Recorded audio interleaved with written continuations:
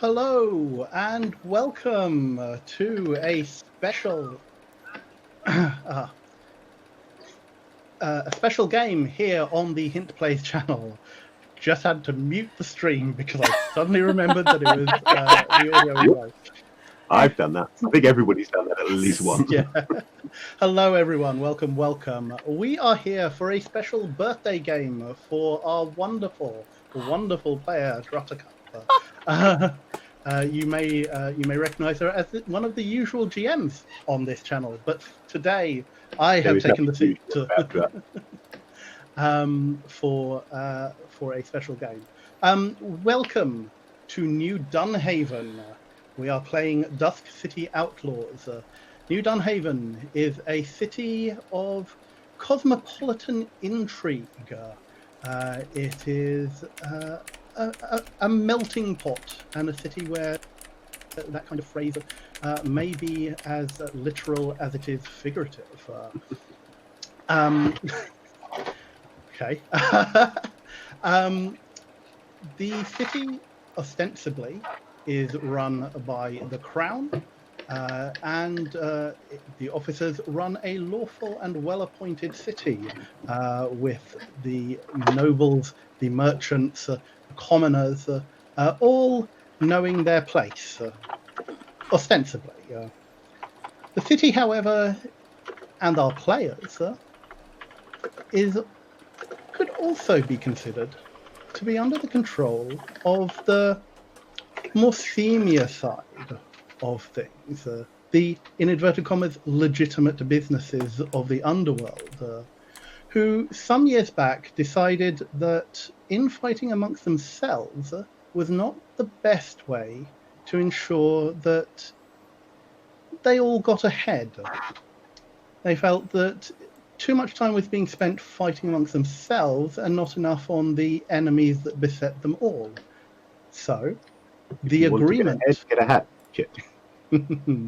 Indeed. So, they came together and hashed out what is known as the agreement. The agreement binds the 8 cartels that have divvied up the city's criminal doings amongst themselves. And generally speaking, the cartels respect each other's turf, respect each other's activities. It keeps things at a moderate level, let's say. That's not to say that there isn't a little bit of rivalry or a little bit of discontent, but on the whole, it keeps them from fighting in or under the streets. The agreement also means that they try to look out for one another when it comes to bigger jobs. So brokers play an important part in gathering crews from the different cartels in order to carry out specific tasks for the benefits of each other. With me today, I have 4 wonderful players who are going to showcase what they can do for their cartels in a very specific task. Now, let me see.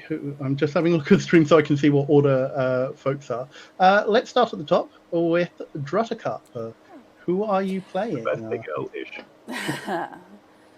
Okay, let's see if I can find her. Well, I'm playing Carolina Lacroix. I'm a member of the Vestas cartel, and my speciality is in getting to know people and getting into high circles and really making contacts and getting into the houses, the homes, and the pockets of nobility. I am myself of noble birth.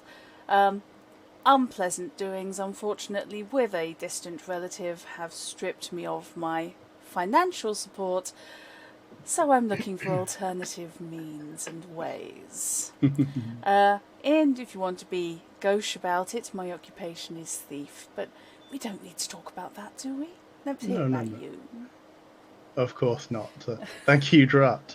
And going round in clockwise order, Alex, care to tell us a bit about your character, please? Yes, of course. Name's William. I'm a warden of the night by night, and by day, just your average sharpshooter.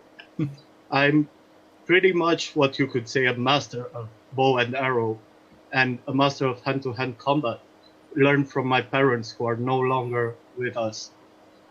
I guess about me you will find around the city a lot more by talk and by the body count I already have to my tally. Thank you for that, Alex. Knight, Well, good evening, one and all. I am the many-faced Michelangelo Bianchi. I have many roles in many places, but none of them are really me. You could have already met me in a tailor, a butcher down the street, maybe some of your parties that you've been to.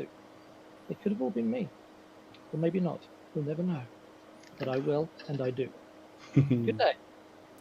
Good day to you, sir. And last but by no means least, Fishy. I am playing Franco Falcone. Mi madre calls me Frankie. Everybody I do business with, which among the right kind of people is pretty much everybody, calls me the Fox. You can call me Mr. Falcone. Frankie is a fixer, so he knows the right people and the right places to get whomever and whatever you may need. So he's probably met everybody by now. Absolutely everybody. Yeah, you all have a degree of influence in your respective areas of the city and your respective fields. There is a reason why you are the folk who are called on to do specific jobs. So, a little bit about the game system. This is this Dust City Outlaws is written by Rodney Thompson of Scratchpad Games, and it uses their A100 resolution system. So, during the game, I may call for specific roles. Roles are percentage based for their skills, and tend to vary from 90% for things that you are good at, down to 65 and 50% for anything less good at. It is a very forgiving system in that respect. Players will be required to roll percentile dice and get under their percentage. But that's not all. There are boons and drawbacks that can be gained depending on how they go about doing their tasks. If they do things particularly well or get themselves a bit of an advantage, I can ask them to roll advantage dice. Advantage dice are D8 and have 4 spots, as it were, which, if they come up, give you a advantage on your roll. You can get an advantage even if you fail the roll. Fail the actual skill roll. Something can still go right for you. If things are particularly difficult or complicated, or I am feeling particularly mean, I can add drawback dice, which are D10s, which have 5 spots on them to allow for drawbacks to. Sorry, they're called challenge dice, actually. Sorry, challenge dice, which have drawbacks if they come up. The box set of Dust City Outlaws comes with specially marked dice for this, but because we are playing without that and online, we are using D8s and D10s and saying that if an odd number comes up, that is your advantage or drawback. Advantages and challenge dice cancel each other out. So if I ask you to, if you have something which adds 2 advantage dice and I add 2 drawback dice, they cancel each other out and you don't roll anything. Interesting. The system is designed to be pull off the shelf and play in an evening. This is designed as a one-shot, Whether or not we do, those of you who are regular watchers may know that our ability to maintain things in one evening is a little bit fluid. It's on the questionable side, probably. Yes, Not indeed. even questionable. We haven't yet contained a one-shot to one evening. Yeah, Yes. it's okay. In my case, they tend to run more like 12. So, Just but hide what Winshire, this shall we? what Dust City Outlaws does is it divides the game into time segments. So when I explain the job that the crew has to accomplish, I will also tell them how long they have to do it.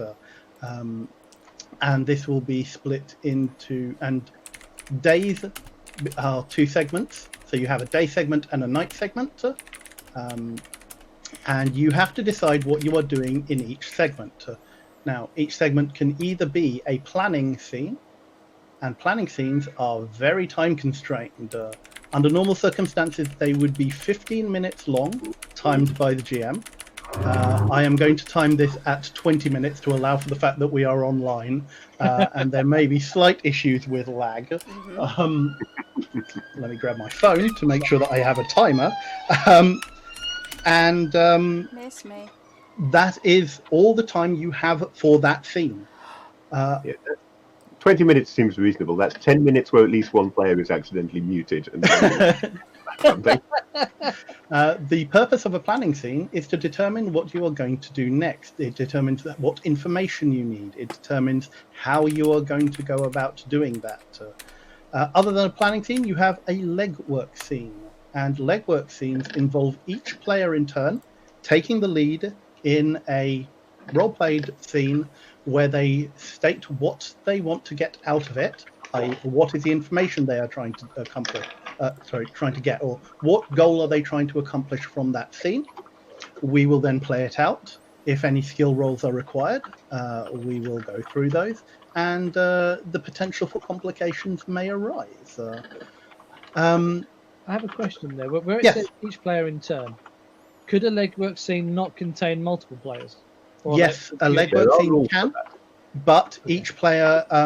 So what I will do is I will ask you what you want to do, whether or not you want any of the other players in the scene with you, because it may not make sense depending on things that you have planned for that to happen or not. And once you have had your scene, we will go to the next person.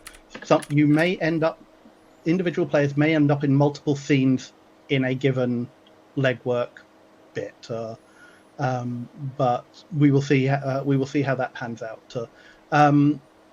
Each segment, you decide whether it's going to be planning or legwork.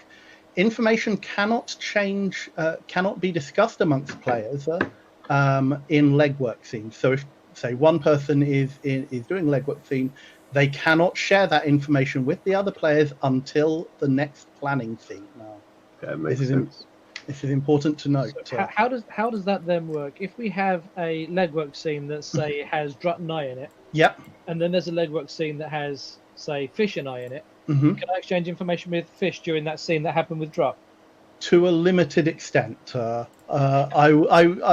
It's basically one of those things where the rules of how far you can push your luck on that front go. Right, fine. Like, how reasonable is it to expect that you will have had the chance to do that? So it is possible, but it's the kind of thing that we want to keep a bit of a rein on. Cool. So as I say, if things get a bit hairy, we may end up in a dramatic scene, but I will cover that as and when that sort of thing happens.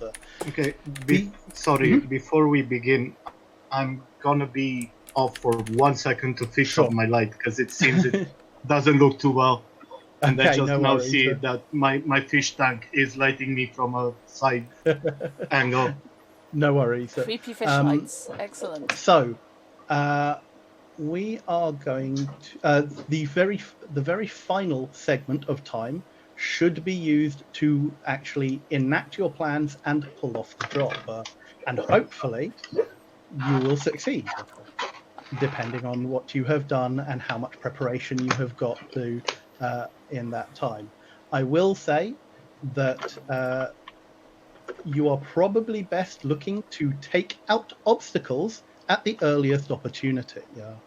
Although what those obstacles are, we shall find out.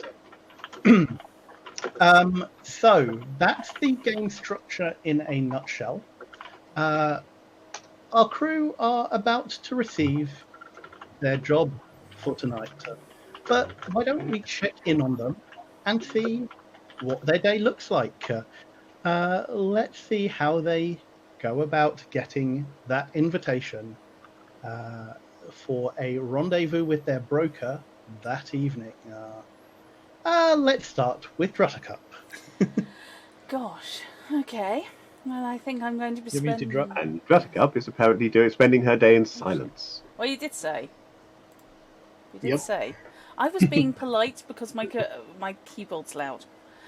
So, yes, I feel Carolina is probably spending her morning calling on people, visiting friends, clients of friends, clients of friends, and all entirely above board, of course, and only to the very best houses. Just returning calls and reassuring people that any problems they may have can be resolved really, really easily. And she knows just the sort of people who might be able to help for a small consideration. Question: what sort of lodgings does Carolina maintain for herself? Probably slightly more expensive than her income otherwise allows. It's classy, but it is not ostentatious. The location is more important than the actual apartment itself. Sure. It's somewhere to keep her gowns. One thing I will say actually is about the layout of the city. So the city is divided into districts, and each district has a very specific character, and each district may be under the control of a specific cartel. Districts range from slums, commoners, merchants, nobles, or the docks. There are a specific few districts for which are known as Little Teona, which is where the Red Lotus Society tends to hold sway. But generally speaking, those are your types of district. Wardens of the Night have access to a special type of district called reserves.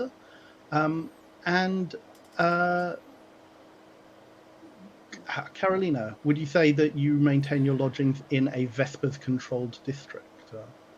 I think she's probably on the border of Vesper's Mhm. controlled district, but she's definitely within the Nobles area. Sure. Noble districts, all these types of districts are spread out throughout the city. You can go quite quickly from a noble district to a slum within the space of 2 districts. It is that kind of city. There are also uncontrolled districts, and these tend to be more on the outer edges of the city, mainly towards the west and the north. The east of the city is the docks and Little Teona. The center of the city is the palace, and in the far northwest of the city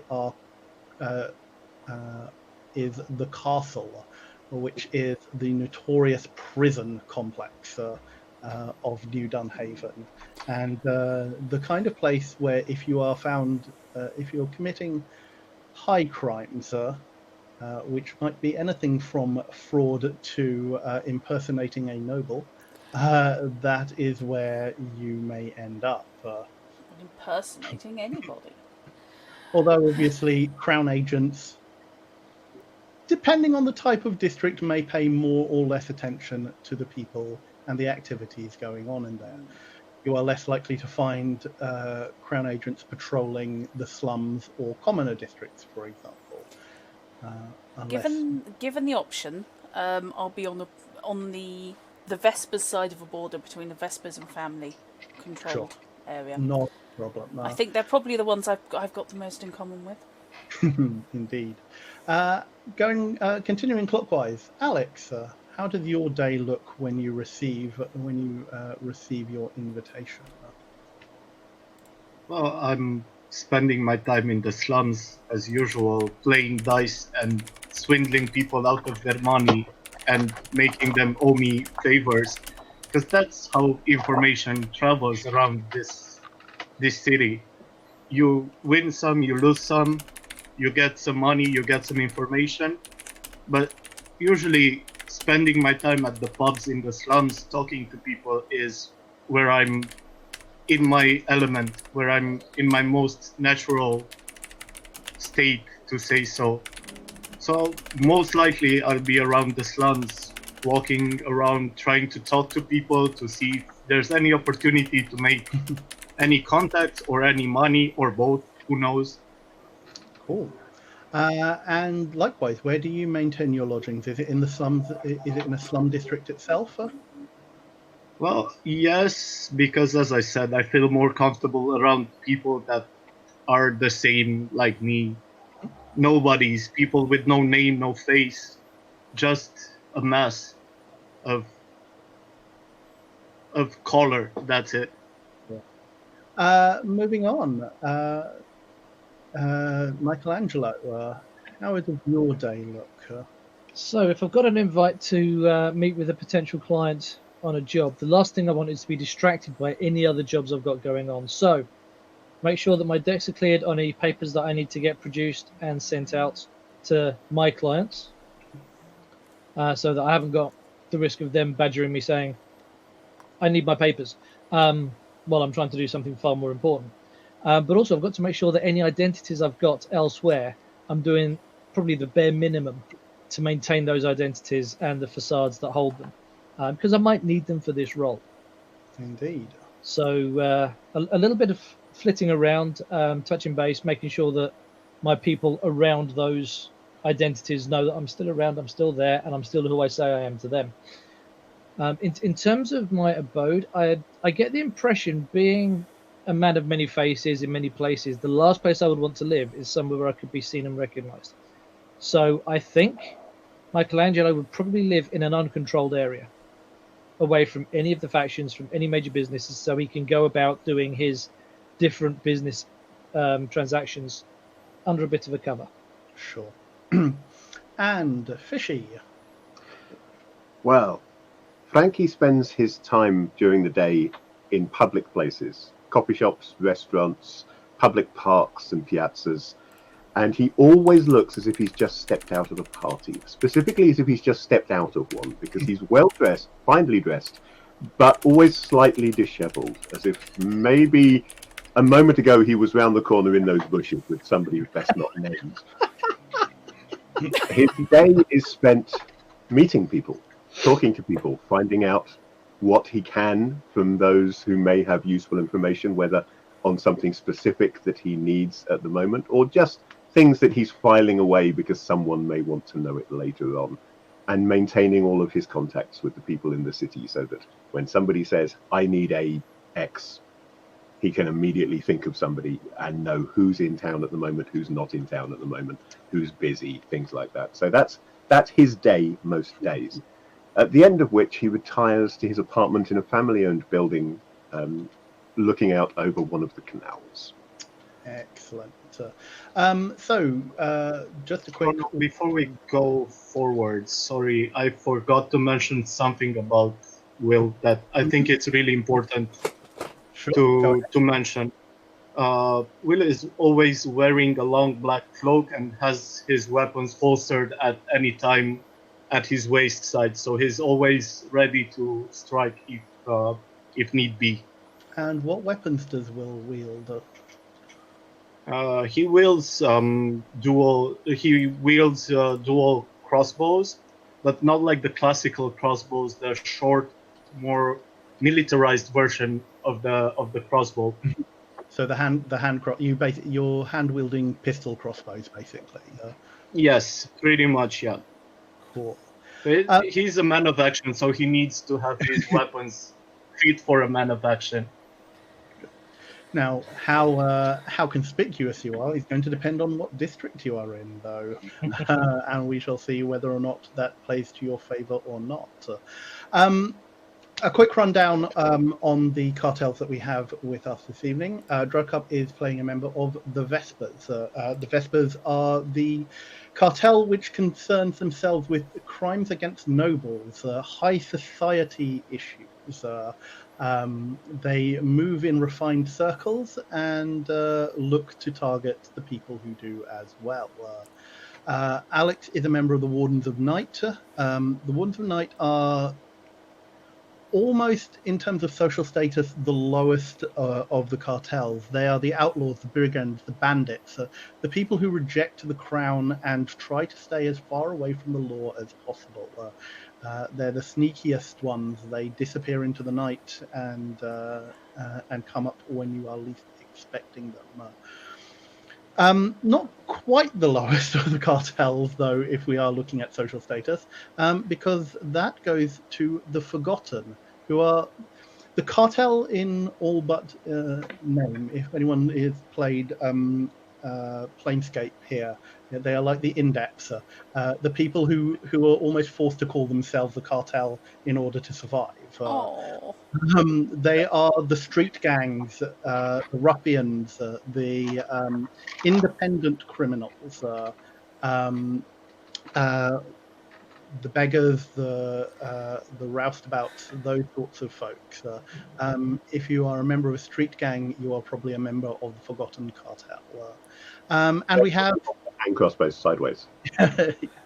And we have Fishy, who is a member of the Family, the oldest and largest of the criminal organizations in New No, Dunhaven. no, please. We are legitimate businessmen. Sorry, the couple of oldest, concrete companies. the oldest and largest of the legitimate business folk in New Dunhaven. Um, they control. They have their hands basically in all the pies to a certain extent, but they are particularly the people who handle things like protection rackets or leaning on local politicians.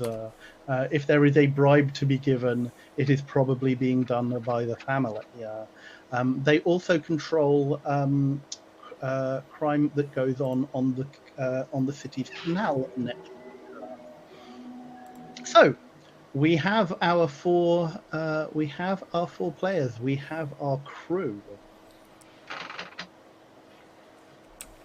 Welcome to the Right Job. The crew is summoned one evening by a gravedigger broker of their acquaintance. Her name is Olivia Gravine. She has asked them to meet her at the Book of Rest, a respectable funeral parlour she runs in March Run Barony, a merchant district in the west of New Dunhaven. You all show up at or around the appointed time and are shown into a comfortable reception room by a somberly dressed attendant, and you're bade to take refreshment from the buffet table.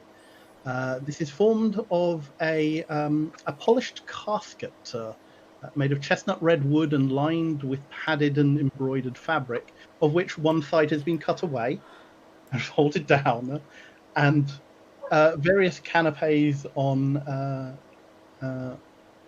pewter platters and goblets of wine or mead or beer stand, all very tastefully arranged. Okay. You sit or stand, and you take your repast as necessary. I will say that you are all familiar with one another. This is not your first meeting. Okay. Whether or not you have worked on crews like this before, up to you. But generally, in the various dealings of your cartels, you will have encountered one another. I've probably met Michelangelo without knowing it 3 times today while checking all my contacts. Indeed. I have definitely pitched up with a dark coloured overrobe, and have maintained a sombre expression all the way here. Just don't ask. It's too terrible, sort of thing. I obviously am giving Drought the right of veto on this, but I have a suspicious feeling that Frankie and Carolina may have occupied a dark corner at a party together somewhere at some point in their past. A lady never, ever tells. Didn't say she And was neither does a gentleman. only for the right price. It remains to be seen whether Falcone is a gentleman or not. This is true. I Of have course he is. knives. I'd just like to Both point a this legitimate out. businessman and a gentleman. Yes. After a few minutes, Olivia enters the room. She's a tall woman dressed in an elegant, if somewhat old-fashioned tuxedo-like outfit. She has complete with tails, kind of like funeral wear, but slightly fancier.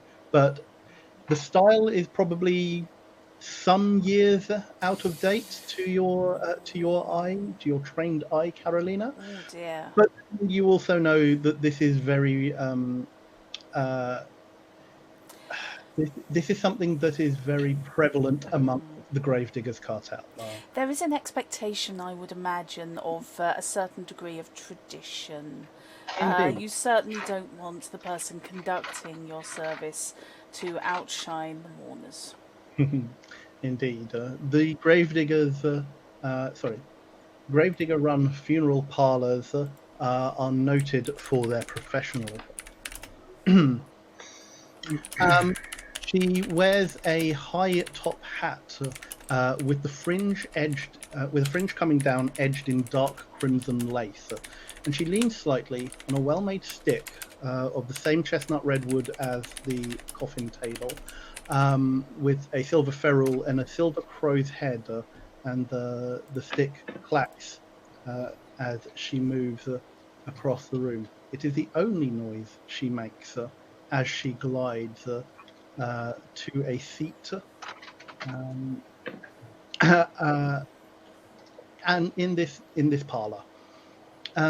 She speaks. When she speaks, it is slow and deliberate, with a warm voice. Okay. I'll give her my undivided attention. Her eyes are hawk-like, despite everything else about her demeanor. And as I say, she looks to be in about late 40s, early 50s. But her eyes are bright. Her eyes are sharp. She takes in each and every one of you before she speaks. Buenas noches, Olivia. I trust you are well. I am well, Get a Master bulk Falcon. discount. Thank you, everyone, for joining me this evening. I trust you have enjoyed the nibbles that my staff have laid out. Quite excellent, thank you. Very much so. All right, let's cut it to the chase. I have business to attend. Etiquette. Etiquette is everything. A man of direct attention. So hopefully that is not going to be a problem here. So, what I have called you all here to do is for a very specific job for my superiors. I want you to remove a book from its current resting place and bring it to and take it to the People Arrest Parlor in Maldarasa County. Alongside the book, which is currently in a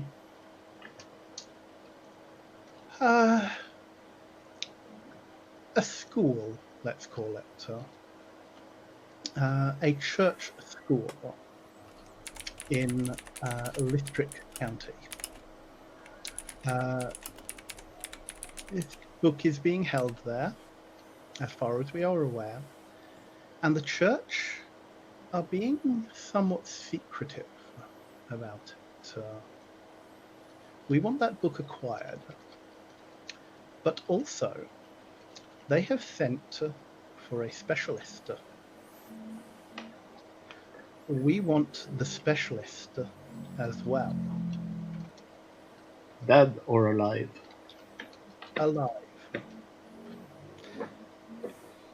Usually If the gravediggers have plenty of bodies. They don't need enough. we do not need more, though obviously, Well, at least I'm gonna give you some business by the end of this job well, for your parlor. let's hope that that business is kept to a minimum. We don't want this attracting a lot of attention, but obviously, if things do not work out the way we want them to, the book is the preeminent thing.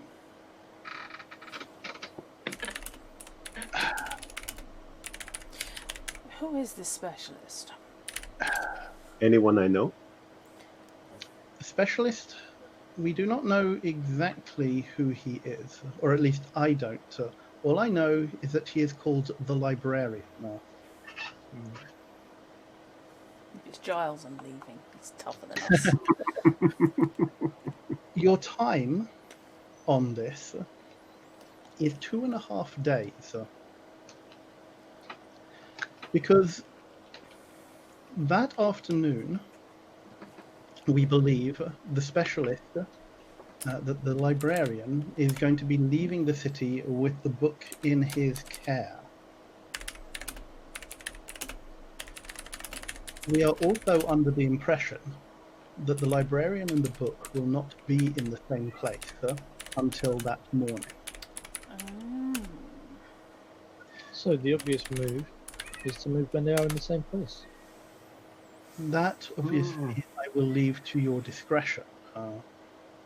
So, your reward, your payment, will be in gemstones as usual. You will also have earned the favor of my cartel. See? How much gemstones are we talking? We are talking a sizable pouch, enough to see you comfortably for a good year or two. Gems are obviously Okay. important compared to your good favor. Considers the cost of her gowns. He defines that down to a couple months tops. She was very much talking to Stryker Yeah. at that point. And you suspect that she was also being on the polite side of that estimation. So, what we have now is you get a chance to ask Olivia any key questions that your cartel may know. There are certain things that you know about as listed on your cartel sheet. Okay. So you can ask about those things and whether or not they are relevant to the job at hand. Olivia will have some knowledge. Some she may ask. She suggests that you need to find that information out. Once you have done asking those questions, we will move into you get a free planning scene before the job starts. So you will get a 20-minute segment to plan out how the next 5 segments are going to go. Can I get a quick definition of the blooded? So the blooded are when the agreement was formed, not everybody agreed with the blooded are those criminals who decided that the agreement did not fit well with them and decided to strike out independently. They are a loose collection of independents, effectively. They control a number of districts in the south of the city. Where is the book now? Or who has possession of it, rather? The book is in the hands of the Church of the Silver Judge. Right. And for the purposes of people watching, the Church of the Silver Judge is pretty much the only religion in New Dunhaven. It is a it is a religion that prides itself on adherence to the law of making sure that you lead a clean and pure life, so that your afterlife Oh, so maybe people who are familiar with they're Everett. obviously their favourite people. People who are familiar with Everett may know the Church of the Silver Flame, which is a very similar kind of organization. Obviously, the church is to varying degrees adherent of its own tenets. As member of cartels, some of you will probably have worked with agents of the church who are either not quite above board, or who are above board but wanted those who aren't above board to be dealt with in more circumspect manners. All Um, right. so the book, Olivia returns. The book is being held in a building called where is it? The House of the Silver Hand. As I said, it is somewhere in Listrick County. I do not know exactly where. Can I get a spelling Okay. on the county, not the Listrick, Listric. And the librarian is from out of the city. We believe so. We have not been able to find out, or rather, I have not been given any information as to him being a resident of New Dunhaven. At this point, Drut, because you have had a university level education as a member of the Vespers, Yep. or rather, as Vespers, many of you do have university education. Yeah. You also know about nobles and royalty and that sort of stuff. Something when she mentions the name the librarian rings a bell, and you remember at your very expensive finishing school knowledge of other cities and other cultures was something that was very much imparted to you in case you ever encountered them in high society. Yes. And the librarian is a somewhat highfalutin title given to senior members of the Westport Archaeological Society. Westport is the other big city on the continent Okay. that New Dunhaven occupies. It is about a week's ride from New Dunhaven. Maybe a bit more. My setting knowledge is not super clear, but yeah, it is some distance away from New Dunhaven, but it's at least a week's ride. But yes, you are aware that high-ranking members of the Westport Archaeological Society are prone to names like the Observer, the Librarian. Pretentious. Yes, Right. but it does Okay. indicate Indy 500 going past there. Right, so the gentleman is definitely from Westport. So, before we start the planning scene proper, then, does anybody have any other questions about things that they or their cartel might know?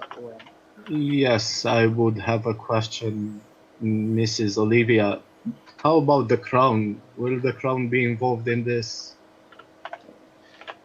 Listrick County is a commoners district, which means that the crown presence is low. Yes, that much I know, but considering we are targeting an artifact or something of that importance, wouldn't the crown be interested in offering their service? I think they will, for the right payment, agree to protect the librarian and the book. Possibly. We have no information about that. Normal crown activity in Listrick County is minimal. The senator is not particularly well-to-do, so any influence that he has over, let's say, persuading the crown agents to patrol his district more assiduously, is low. It's not non-existent, but you should be able to move about it without a great deal of attention being drawn from the crown. There's Right. a couple of questions about the book, which I have. One, it may be useful to know the book's title. And secondly, if you have any information on where they obtained it.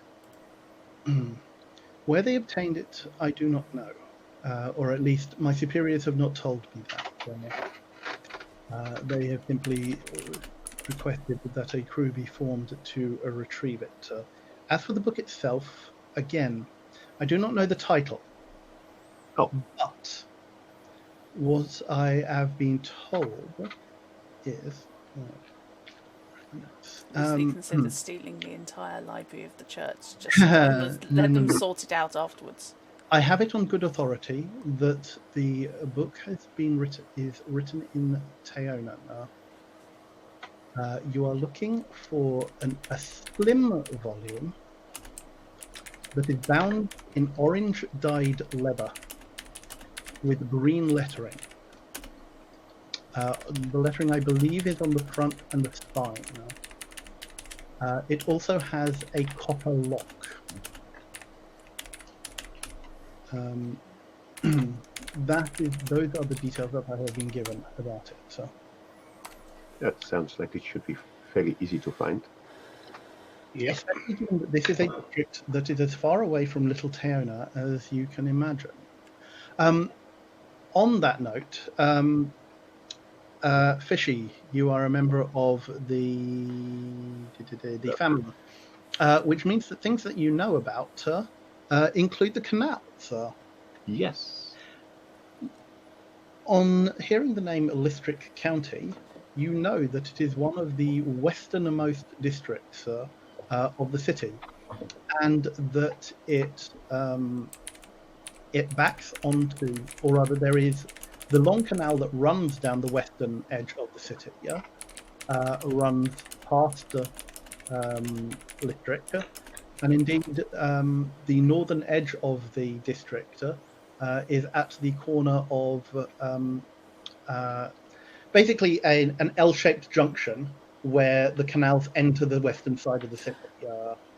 A branch that heads deeper into the center of the city, and a branch that runs along the western side of the city. That one is slightly narrower than the one that enters the city proper, but Listrick County sits at the corner of that junction. Okay. Okay.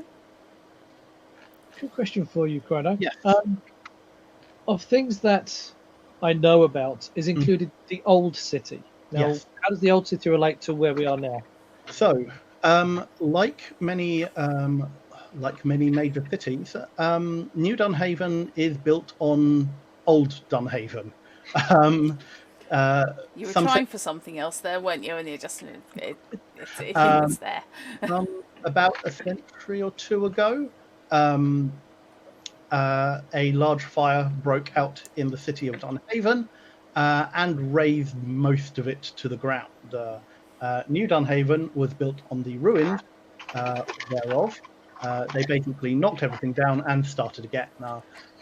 But it means that in some areas of the city, you will have access to undercellars and things like that. That getting about beneath the city is not just a case of sewers. There are whole streets and buildings beneath parts of the city I love undertowns. Nice. that provide Very access. shallow. Yeah. And the western side of the city is no exception. The counties in question, many of them do have forgotten cellars and things like that. Is Listrick among those that has forgotten cellars? Yes, it does. Excellent. Whether or not See there are wheels access from turning. these cellars directly into the buildings above, Oh, that might be a little legwork. indeed. Yep. You can see all sorts of wheels starting to turn in various heads. Yeah, indeed. Any more questions? Not really. Not Okay. that I can think of. Fish, you look like Maybe you've got the one. others. Trying to think whether I have any more questions. Off If the you do top come of up with any, I will answer them. But ostensibly, Olivia takes her leave of you at this point, and leaves you to your planning. So, Okay. with that, folks, you have your free planning scene, Mm-hmm. with which to determine what you want to do next. And I am setting a 20-minute timer. Mm-hmm. the- May I Okay. make one simple suggestion? The librarian is coming in from Westport. It's a Speak a little title. quicker. It's We're on it. okay. It's a title. You'll need to be out of It's not character if you necessary. want. Yeah, I know. Sorry, there was something. She's bleeding into my head. Okay, the librarian is a title. He's coming from out of town. He's going to be on the move. Once he gets to the place he's collecting the book, he's going to be heavily guarded, and so's the book. Could we intercept the librarian and then send Michelangelo in pretending to be him and just Okay, get so the that's book a and be question you given? should have asked. Is the librarian already here? Yeah. He might not be here until the day the book is picked up. Olivia, you can Did ask. say he wasn't in the same place as the book. Yeah, well, we know when he's leaving with the book. No, Yeah. we know he's not in the same place as the book at the moment. If you ask Yes, Olivia the we. question about whether he is here, she said she believes not. Okay. Yeah. So we have to go with the presumption he's not there with the book at the moment we plan on striking. So So there my are two- suggestion would be to split up into like use Frankie to get the lay of the land, to say so, and we can figure out how to approach the building, for example, where the book is, because that we know for sure exactly where the book can be found. We don't have any specific clues about the librarian at the moment. To me, we have two ways of doing this. We can break into the building to get the book, or we can intercept the librarian and Michelangelo can replace him. Yes. Walk in, take the book, and walk out again. Exactly what I was thinking. For that to work, we need to know where the librarian is, intercept them, waylay them, replicate any documentation to validate their identity. We do not need to replicate it. We just take it. It's not going to have photo ID. Or that, yeah. Possibly that we don't know what they're using to identify him. Speed sketch. Okay. But yeah, I'm just thinking, while the librarian is on the move, he's going to be easier to snatch than when he's inside the church buildings, Yep. doing both need the to- kidnapping and the theft at the same time. Yeah, we definitely need to intercept him before he gets the book, because then I can very easily step in and be the librarian. Yeah. Be the I can librarian. ask a few questions. Perhaps if he is traveling to the city, he's going to need help to get here. There are merchants who may be coming on a caravan.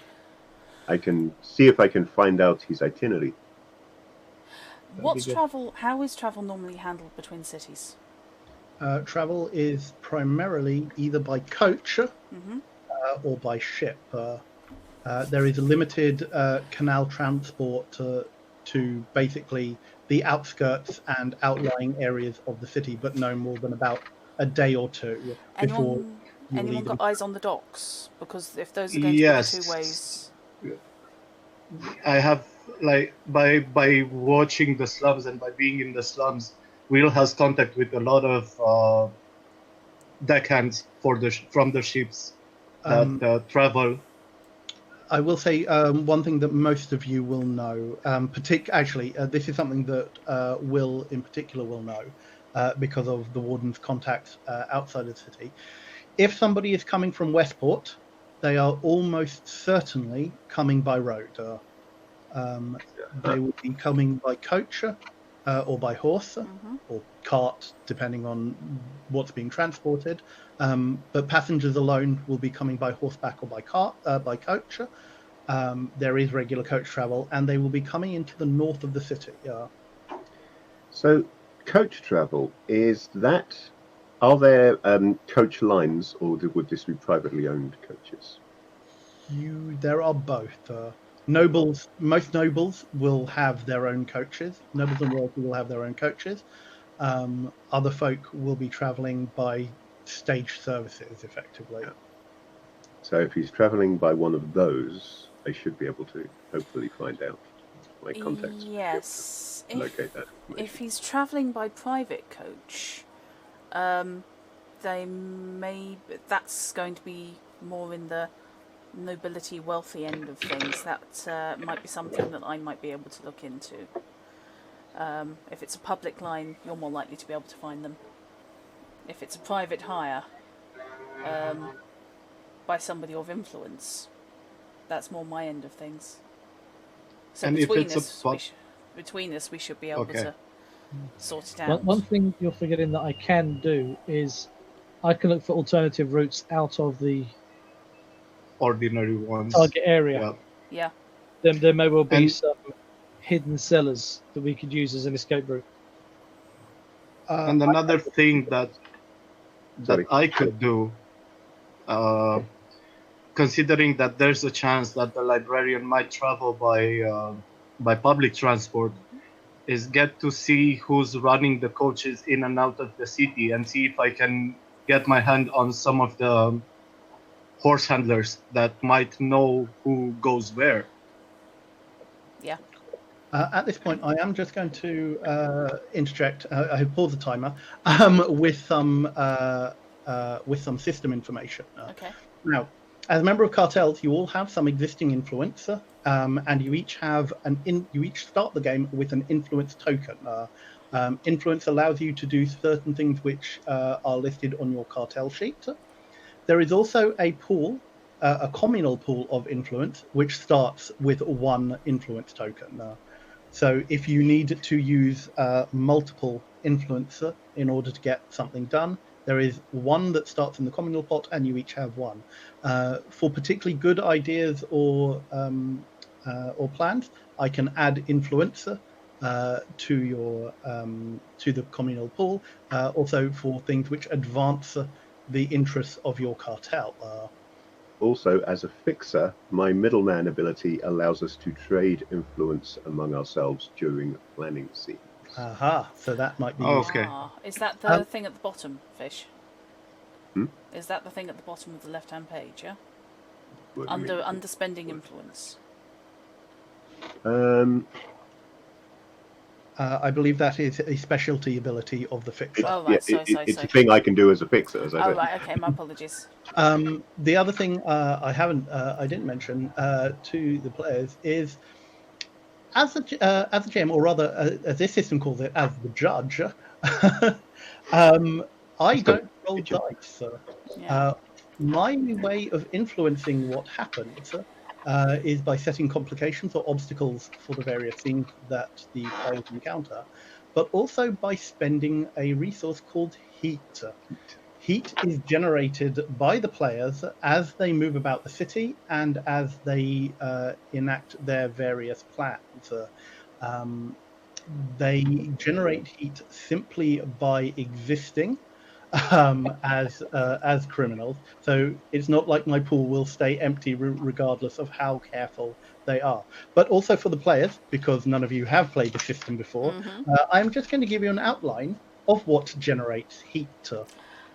Right. So, at the start of every day or night segment, 1 heat per character will enter my pool. So I will start every scene with a minimum of 4 heat.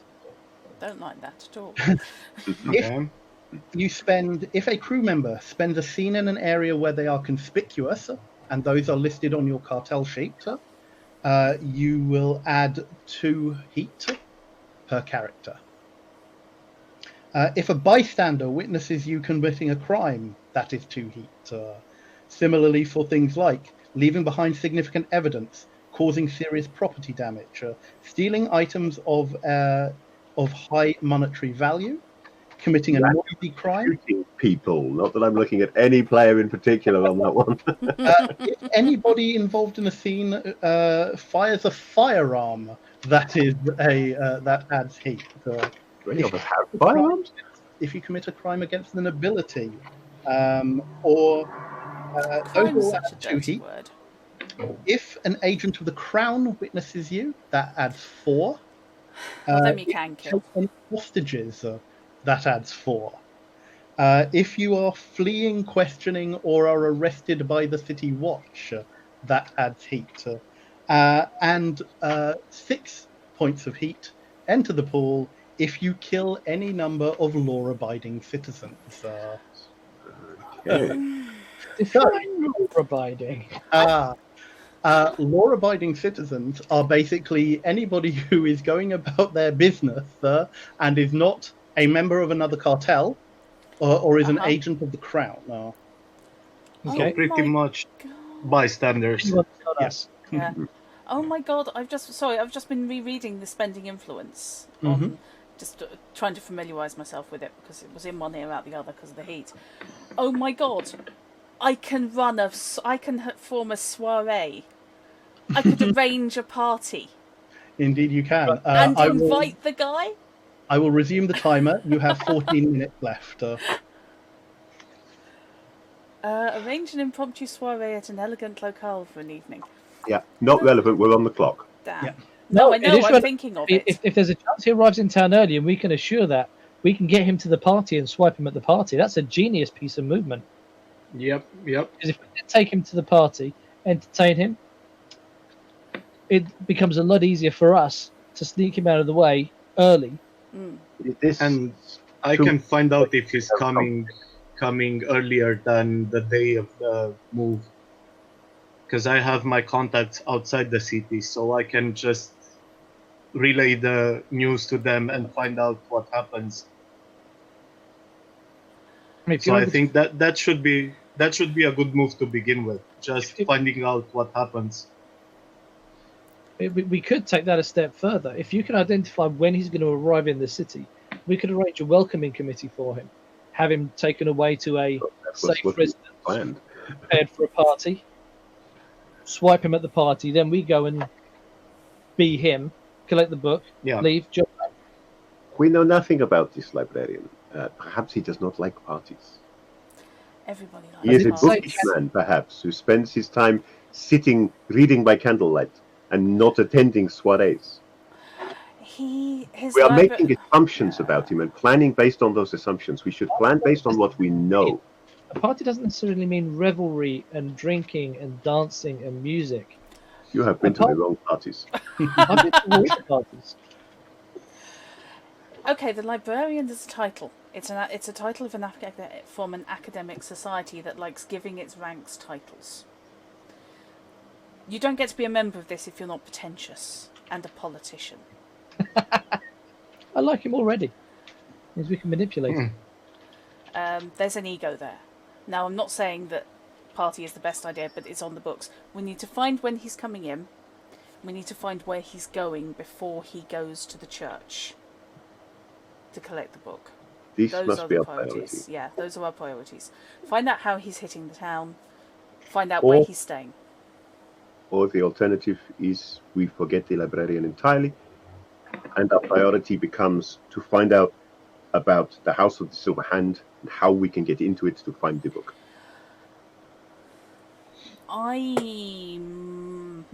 If you lot are dealing with the carriages and the merchant end of things, I would probably stand out there. However, I might be able to arrange an introduction to the church. I can, if you're doing the church, I can certainly scout out the area and look for our escape routes via the Undercity, the old city. Yeah. I've got a case the joint ability as a thief. So worst case, I can at least get Skipping the ahead idea of the lie of the somewhat. land. I think when we have the book, to be necessary for whoever has the book, which I assume will be Michelangelo, to disappear as soon as possible. So your expertise becomes important at this point, as perhaps do my contacts. If you can change your And appearance don't forget, very quickly, don't I can arrange for a canal boat to pick you up, and you can be gone in no time. and don't forget that one of my influence skills is smuggling someone out in the cover of the dark. So if that comes to be, I could play a role in this as well. We have a lot of Because options. one of my influence skills actually states that you can have someone smuggled out of the city under cover of night. We don't actually need to get out of the city because we've got to deliver the book in the city. Yes, So you're Yes, but until the heat dies down, I think it should be safer to take the book outside of Crown's Reach and outside of the. I will say that it would be viewed as us having stolen the book. If we leave Yeah. the city with the book, our client will consider that we've stolen it for ourselves. That's not going to work. basically Oh, the okay. client is expecting you to have delivered the book and hopefully the librarian to the peaceful rest funeral parlor Yeah. by the end by basically the middle of the day on the third day, effectively. Yeah, I get it. Right. So priorities: find out when he's coming in, find out where he's coming in. We need to find him either way. Yeah. Yes. And we need to be able to get away either way. Those things we can be sure of. I can ask around, see if I can find out if he is coming in by coach and which coach he is coming on. I think that should be my first order of business. Okay. What is everybody else doing?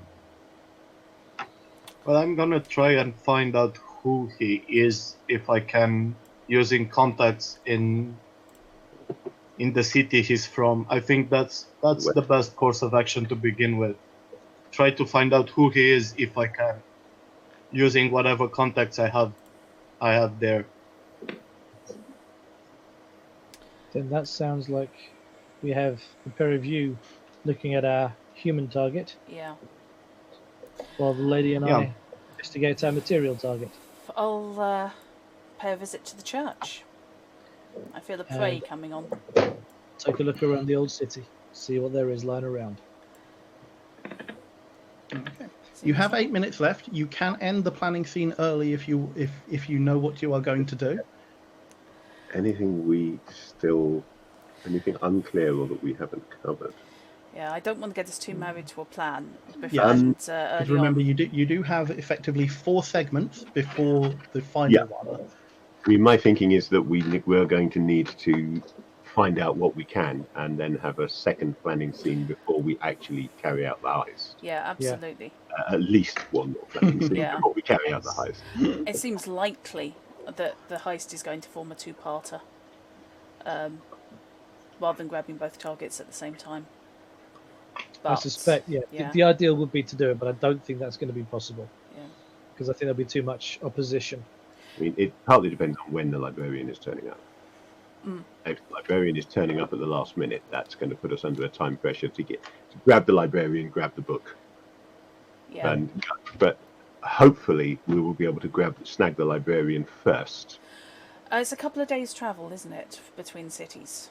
You will know that if they are coming by public coach, it is a week's travel. Oh gosh, okay, so he's not going to be popping up on the day then. No, but that indicates that he is probably en route. If he is not already here. So yeah, he's at least going to be en route, but this does mean he's unlikely to pop up on the day because a academic not used to a great deal of travel, possibly, is not going to want to do a there and back without some kind of rest. It wouldn't make sense, no, especially because there's always the possibility that they may run into trouble. Just bad weather would be enough. So if he's got a fixed time at which point he is supposed to take ownership of the book and leave, it makes sense for him to be in town ahead of that point. Yes. We hope. We hope. Okay. 6 minutes left. Right, so I can't think of anything more useful that I can do at my end except scope out the church for the fact that Well, at some point we're going to need to look So at the you, book. but you don't have a plan We don't at the have a moment. plan, no. No, you specifically don't have a plan. You have a vague goal. So what do you Yes. actually want to do? We should come up with something that you're actually Yes. doing. So when we move into the legwork scenes, I'm going to start by asking you what your goal of that scene is, and how you are going to go about, how Yes, you want that's to the go question. about doing it. Possible, yeah. We will So move it from is. there. I recall that the House of the Silver Hand was a church school. Yes. That is what you So, have been told. so if we want information about that, how are you going to go about getting information on a school? You don't happen to have any convenient kids that you haven't mentioned before? No, patronage. Patronage sounds good. Acting on behalf of an unnamed noble who wishes to spread her charity and is looking for deserving causes. And can I have a tour, please? That makes sense. They might even want to show off such side activities as obtaining rare books for people from other cities. Gosh, I have no idea about such things. But yes. So yeah, if I hint that I am acting on behalf of a noble who wishes at present to remain anonymous, but has stacks of cash to give. Yes, the totally non-suspicious anonymous person with stacks of cash. Excuse me, nobles. That's the whole point. Okay. They tend not to be anonymous, but they do have stacks of cash. Usually, though, they like to wave it in people's faces and not hand it over. You don't understand how charity works. It's PR. So, 3.5 minutes on the clock. Okay, so that's me sorted. How about you, Michelangelo? Well, I know the old city fairly well, so I can find probably one of many entrances, and then navigate my way to the county and get as close to the school in question as I can, and then see what entry points I have, so that I can either make exfil or infill via the Undercity. That's the goal. Yep. Alice Gear. Sounds good. A little bit. Yep. So I could use completely out of game system terms there. That's fine. Okay. Shall we move to the legwork scenes then? Then, don't we? Yeah. Cool. Okay, I will stop the clock, and we will move to the legwork scenes. So, legwork scenes, as I say, each player takes it in turn to be the lead in a scene where they will try and find out what it is that they want to know and advance their plan. Who wants to go first? I'm being pestered by a cat, so I'm going to let somebody else go first, so that I can feed him and get him to leave me alone for 5 minutes. You optimist. I did say 5 minutes. Sure. Longer. Alex? Alex, Knight. I'm happy to go first Okay. if anyone Okay, else is. sure. Okay, let's go with I Knight can then. go. I can go first as well. So Have at it, go for it. depends. All right. Cool. Okay, so And Alex, I think I should go first because it's my job to find the information on the whereabouts of the librarian. So well, remember during your legwork scene, so this is basically the actions of the day segment, your first segment. You will not be able to pass information to your comrades during this time. So anything you find out will have to wait to a planning scene for you to pass on. yeah, that's fair. Sure. That's okay. Just making that clear for the viewers as well. Okay. So, what is your goal? What is it that you want to find out? As I said earlier, my main goal is to find information on the whereabouts of the librarian. Is he moving? Where is he? If he's traveling, by what mean he's traveling? Mhm. So find general information on the whereabouts of our target. Right. So, to break this down, you are looking for where is he, and how is he traveling? Is that right? Yes, and if possible, find out where is he on the route from one city to the Mhm. other.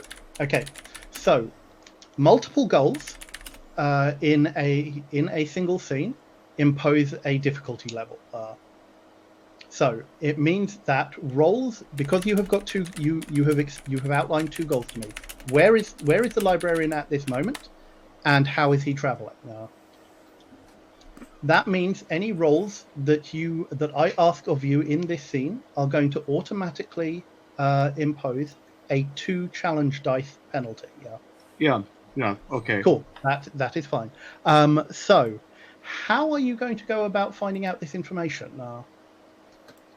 Well, I have a few contacts around the criminal underworld of the city, and those contacts have reaches Sure. outside the city. So I'm gonna use that influence that I mentioned I'm gaining Okay. by playing games with them Hmm. to find out what I need and when I need it. Okay. So you are spending your influence. Just to Well, make sure, are you spending your influence point? no. Okay. As I said, it's the reputation Will Right. has Okay. in the city. Because It's not the actual currency of sure. rep currency Because that as we I say, use. because one of the wardens of the night ability, and again, explaining this for the people watching, is that you can spend your influence point to reach out to your contacts outside of the city for information, but that does cost your influence. So if you're not going to Yes, do but that, if you want to just use your in city contacts, yeah, okay, right now I don't need that influence to be spent as sure, I'm gonna work only with people inside the city okay, that um, know people outside. okay. Whereabouts are you going to find out this information? What kind of district do you want to go to? Well, as I said, I'm hanging around in the Mhm. slums with the people of the slums. So I'll be around there where the actual low life of the city is. Okay, Because there's where the criminals hang out usually, sure. where nobody can see them.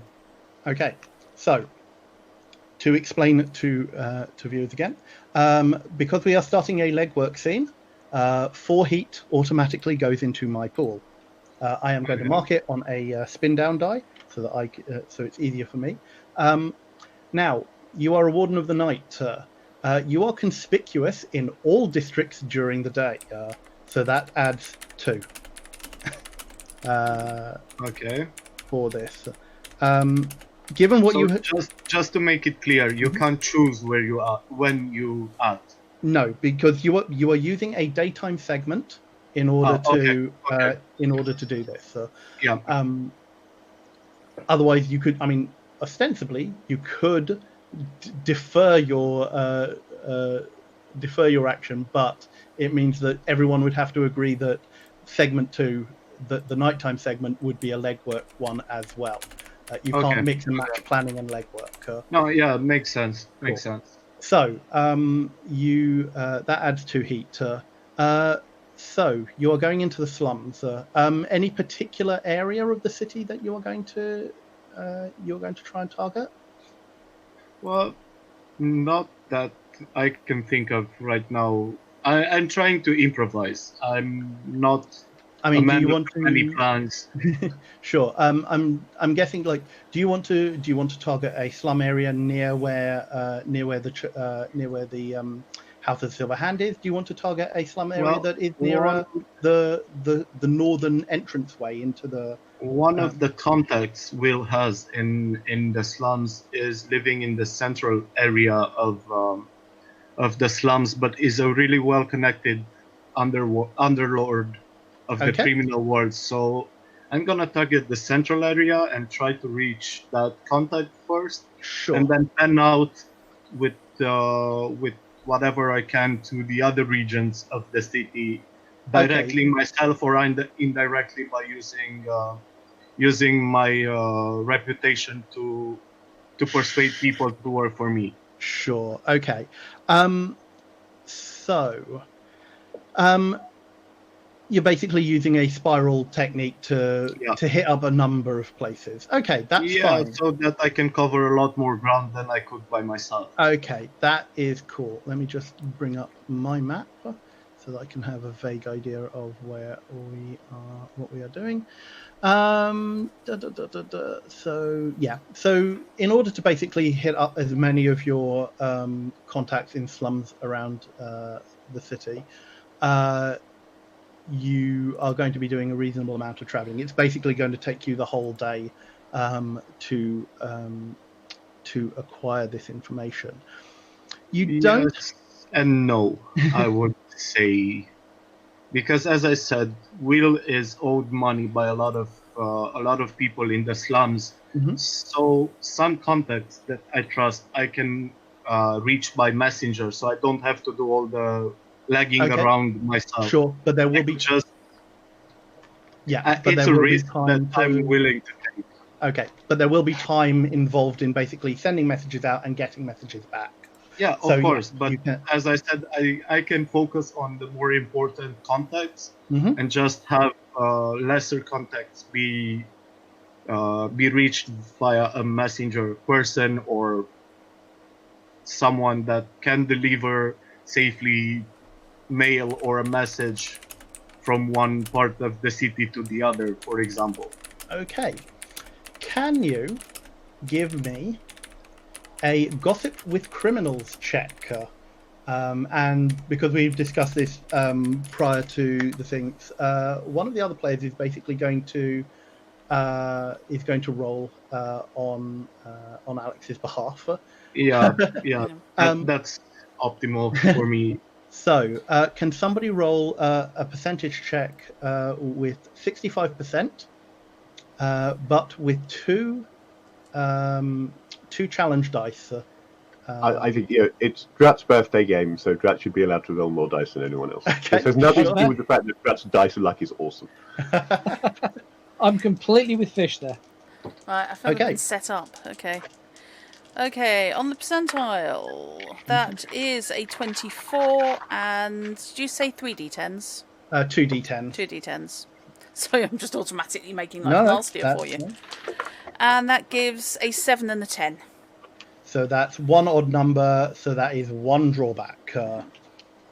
Okay, let me just. Yeah, I think it's going to be heat, isn't it? Let me see. When a player rolls drawbacks, I can say that each drawback Yeah, I just adds noticed heat. the May. And I think that I will, since this is the first legwork scene, I am not going to add a significant complication to this. What was the roll? It was a 24 or something like that, 24, wasn't it? yeah. Okay, cool. Yeah, no significant complication. He's just going to build up nasty that he can do to us later. I will say for the players' note that the heat pool cannot exceed 30. If it is building up to significant extent, I should be spending it in order to make your lives a little bit more difficult. Whether or not this occurs, we shall see. So you spend your day looking for the various bits of the mission, and you don't really get much luck until late afternoon when you are in one of the northern districts, hitting up a contact there. So you're in a disreputable tavern in a slum district, fairly near the coaching stations, actually. Yeah. When you sit down across the table from a from a lady of your acquaintance, who you know to be another member of the Wardens of the Night, but she has her hand in a lot of the kind of like operations that take place in the near part Vicinity, of the city here. So I've heard what you are looking for, and I think I know what it is you want. we've heard rumours about important folk, endemic folk in Westport moving around. No, I don't know exactly who, but they may be. That may be what you're looking for. If that is the case, then they're on the move. They're about. They're hang on. Let me see. So you've been handed traveling. Okay. Someone of some high academic left the city, left Westport. I said a week, didn't I? Left Westport 5 days ago. Assuming that the coach runs on time, they should get here tomorrow evening. All right, Being the person you're looking that's for, maybe, but can't be without more. I can't really say. All I know is that there is an academic en route. well, money ain't a problem right now. You know that already. I have always honored my debts to my helpers. So I know you're good for it. And she looks meaningfully at the table, or she looks meaningfully at your hands rather.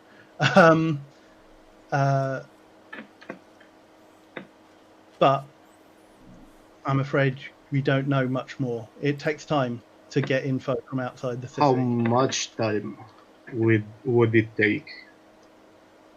It will We take. only have 2.5 days of time to spend.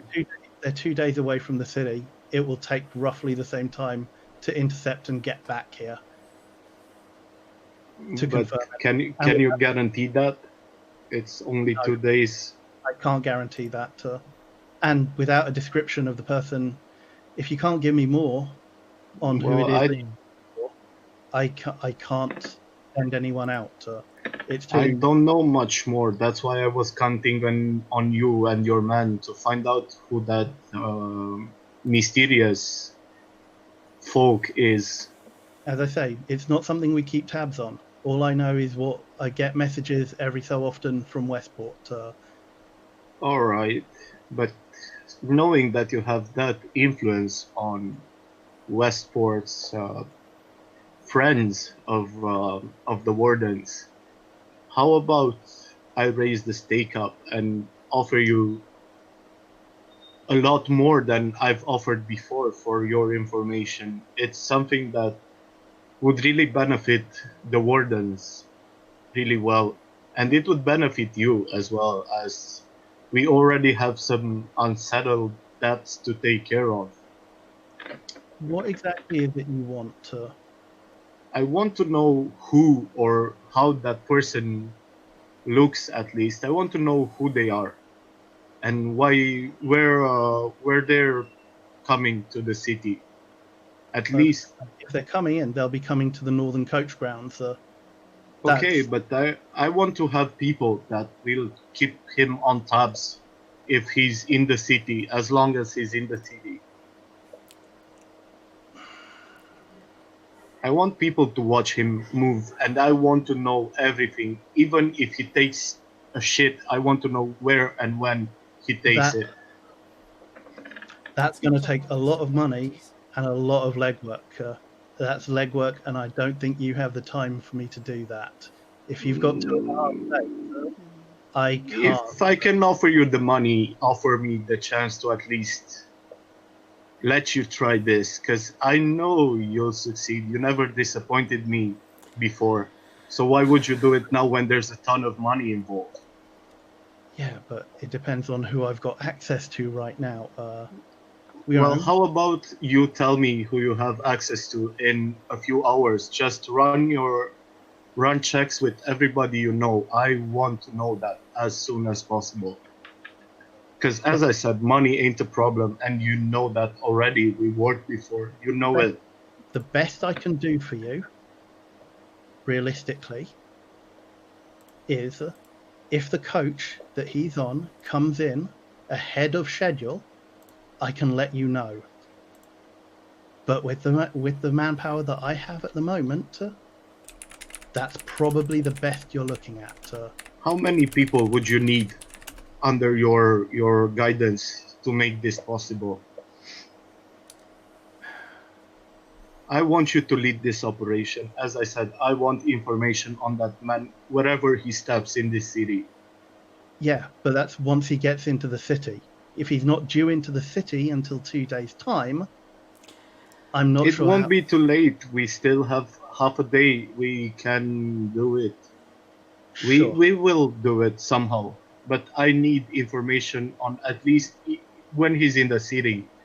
Because for now, if you take 2 days just to send your man out and back to give me the information, if he's on the road and where Not, he is, we are not intercepting a public coach. but are you sure it's a public coach? As far as I know, he's a well-to-do man. If it's the person you're thinking about, he left on a public coach. Okay. That's a news that I should have known about earlier in this discussion. We but did. I We took got it for told I'm granted. gonna earlier. keep that in mind. Took it for granted you knew that the travel times would indicate that if he were traveling by private coach, it would be a different matter. But yeah, public coach due in 2 days' time, assuming that the coach runs on time. Okay. If you want me to keep an eye on things, once he is here, or at least once the person I believe he is in here, and let you know.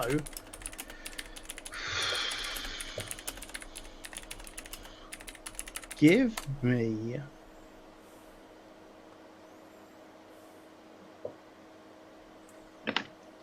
another.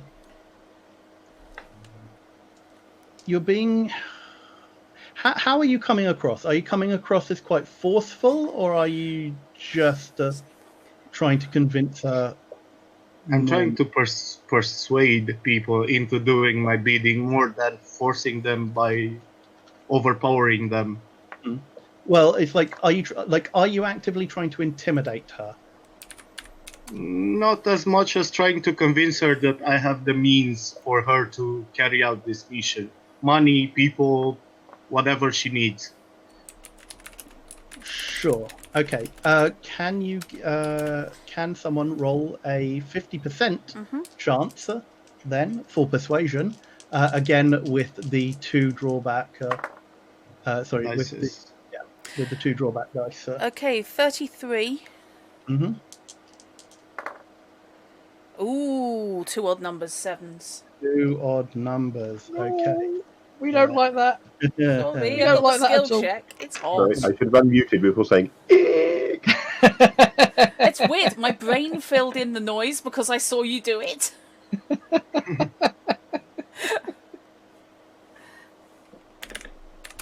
Okay. So, 2 drawbacks. Okay, you're going to get what you want. She is going to acquiesce and give you a basically set some folk on the person she believes that you are interested in. She agrees to that. I'm going to take those 2 drawbacks, and one of it I'm going to add 2 heat to the pool. Okay. No. The other drawback is trying to convince her has proved very stressful to you. You had to work harder than you expected to do this. Now, the A100 system, the system that Dust City Outlaw uses, doesn't have hit points. It doesn't have. What it has is luck. Everybody starts with a pool of 100 luck. This represents everything that you do. And if you take damage in whatever form, be it stress, be it mental or psychic damage, be it physical damage. It all deducts from your luck.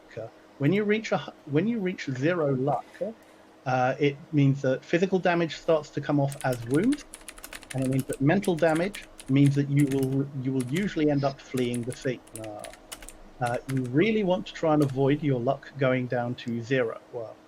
Now you can spend. Very glad that the real world does not let you get unluckied to death, because I would not be here to talk to you if that were the case. Okay, before we continue, I have to turn on the light. Yeah, I was gonna say As you can see, I went incognito. So one second. Sure, no problem. I'll just Yes. finish explaining the It's rule. in the So dark room. players can spend luck. If they fail a skill roll, for example, they can push their luck by spending luck in increments of 10 to basically add 10 to their percentage chance of doing something. It would have worked with my Warden of the Night persona that I was in the dark, but I want people to see me as well. The problem is I kept wanting to go da, da, da, da, da, da. Oh, Okay, well, can't spend more that than escalated quickly. in that way. If they are not in a scene that one of their legwork scene that one of their companions is in, they can spend 20 luck to jump into that scene. Say, for example, if their companion has run into some trouble, Oh. manufacture an excuse to be there by spending 20 luck. But Well, I'm catching a question from Viper, from one of the people in chat, that I wanted to ask as well. sure, Is luck replenishing, or is just a one-time currency? so If it drops to 0, if it's away. or at any time you wish, you can spend a legwork scene to recuperate. If you spend a legwork scene doing nothing but resting, you restore your luck to 100 from whatever value it was previously. Okay. So it gets you all of your luck back. So for the second drawback, the stress of dealing with this negotiation impinges a 10 luck mental attack on Will. So you drop to 90 luck. Please make a note of that. Okay, 1 second. But you get what you want. She will have somebody keeping an eye on this person, and hopefully it is the person that you are interested in. And when they arrive in the city, she will endeavor to let you know. Okay. But assuming nothing else is amiss, as she says, his public coach, and she can give you the identification of the coach. That's not a problem. So you will know which coach he is on. Okay. He is due in the evening of the second day. For timekeeping purposes, this will be at the end of segment 3. Okay. That's noted down. So at the end of the next day, effectively, he will. Okay. She believes the person you are interested in, their coach will arrive in the city. Yeah. So who's up next? Night. Knight? Yep. What is your goal? What do you want to achieve? So what I'm looking for is a way to and from, but largely it's going to be the same means of getting from or to the hidden Undercity, Mm-hmm. from or to the school where we believe the book to be held. Mm-hmm. So I'm going to be conducting a reconnaissance of the hidden cellars in that area, Mm-hmm. with a goal of finding either a nearby route in, or ideally, maybe, if luck is on our side, Mm-hmm. there might be such a cellar underneath the school itself that we could get into. Actually, it's you, not Fish, doing that, so luck might be on our side. Okay. Trot, were you muted or were you just mouthing there? How? Okay. So that's what you're going to do, and that's generally what you're going to do. Are you? Uh, uh, sorry, just a question. If you're at 0 luck and have an encounter that requires luck, can you roll for fate? Say d6 1 to 3 fate is on your side for 6 fate. Not. No, that is not something that is given in the system. Once you are at 0 luck, you start Yeah. taking damage depending on whether it is physical or mental. There is no second wind mechanic in this system, effectively. Yeah. And you really don't want to start taking wounds put on the physical side. You have I have given the players a sheet which explains the consequences thereof, and we shall explain to the viewers if that happens. So you are things you know about. Let me just check. You are conspicuous in merchant and noble districts, which you are not. Are you doing this by yourself? Do you want to enlist the aid of anybody else, or want to? This is an initial reconnoiter. I'm going to be saving my influence point in case I need it later on in the job. It seemed, for what I'm doing at the moment, a little blasé to spend my influence point to get some assistance this early. So Sure. this is a solo reconnoiter. How close are you getting above ground to the House of the Silver Hand before you attempt to go underground? Ooh, probably a couple of streets away. Okay. So I certainly don't want to be on the doorstep and then looking, because that's kind of suspicious. Sure. So you don't generate any heat from being conspicuous. Relief. So you are able to, I mean, you're basically moving through a slums district and then into the Lutric County is bordered by a slum district called Greywater.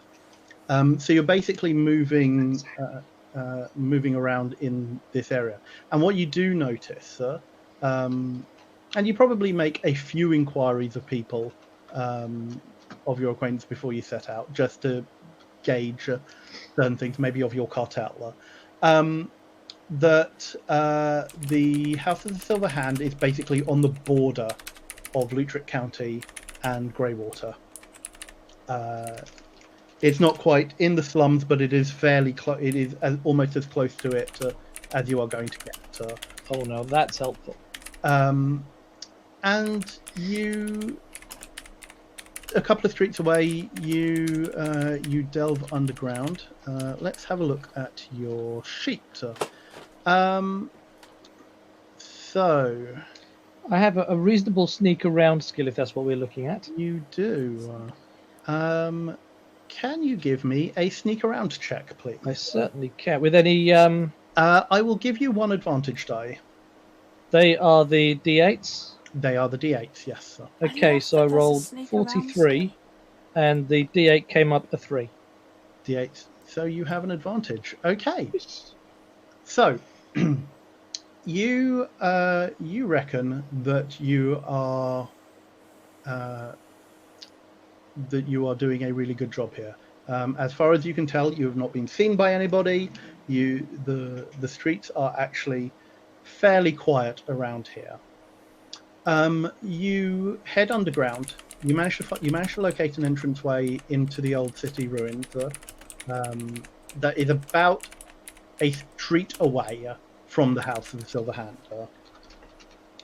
And so you head underground, and you actually find that the undercity here is relatively well intact. Obviously, at this edge of the city, what they pretty much did was just a pave over. It wasn't so much raise this to the foundations and rebuild. So you're actually walking on some reasonable thoroughfares, actual streets and alleys that not quite map the above, but are, to the best of your experience, fairly close to. Um, you wander around, and you manage to find in the area that you are expecting. Actually, sorry. Can you also give me a case of joint roll, please? A case the joint. Yes, I can. Don't sound so surprised. Again, are there any? Just a straight. So 38. 38. Okay. You come across a somewhat battered but still sturdy wooden door in a wall that you reckon is, if not below the House of the Hand, then next to it, or at least really close to it. Excellent. Battered and sturdy. Does it look like it's been used recently?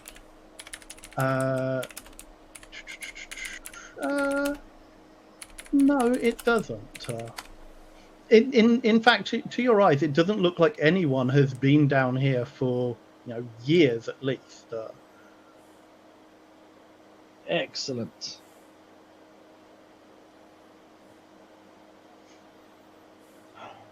What sort of arrangement is the handle and the lock? Is it like a big round handle? You just yank the handle and turn it, or is it a bit more? Basically, it looks like basically handle and lock. Okay. Very gently. Mm-hmm. Try the handle. Is there resistance? Does it squeak? At the first sound, I'm going to go and backing up. When I say handle, it's basically like a bar. Just like a U-shaped bar attached to the door.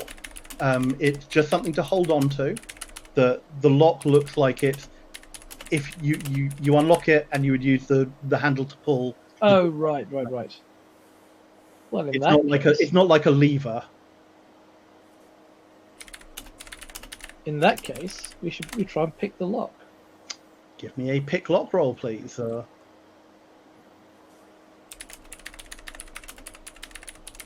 there any advantages? No, I'll let you know if okay. I'm 16. Unless you're trying to find a way to get yourself an advantage. 16. 16. Okay. This is an old lock. It doesn't actually take much to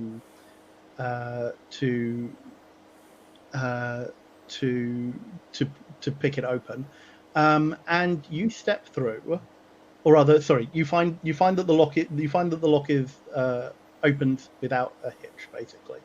Okay. Very gently try and ease the door open. Again, the first creak. It's a pull handle. Right. Same applies. If it starts being noisy, I'm going to stop. Back up. It is somewhat noisy because these are very rusted hinges. Yeah. So, the first one, I'll stop and listen for the sound of someone rushing to see what the heck the noise was. Okay. Can you give me a case of joint roll, please? 33. Okay. You cannot hear anything except for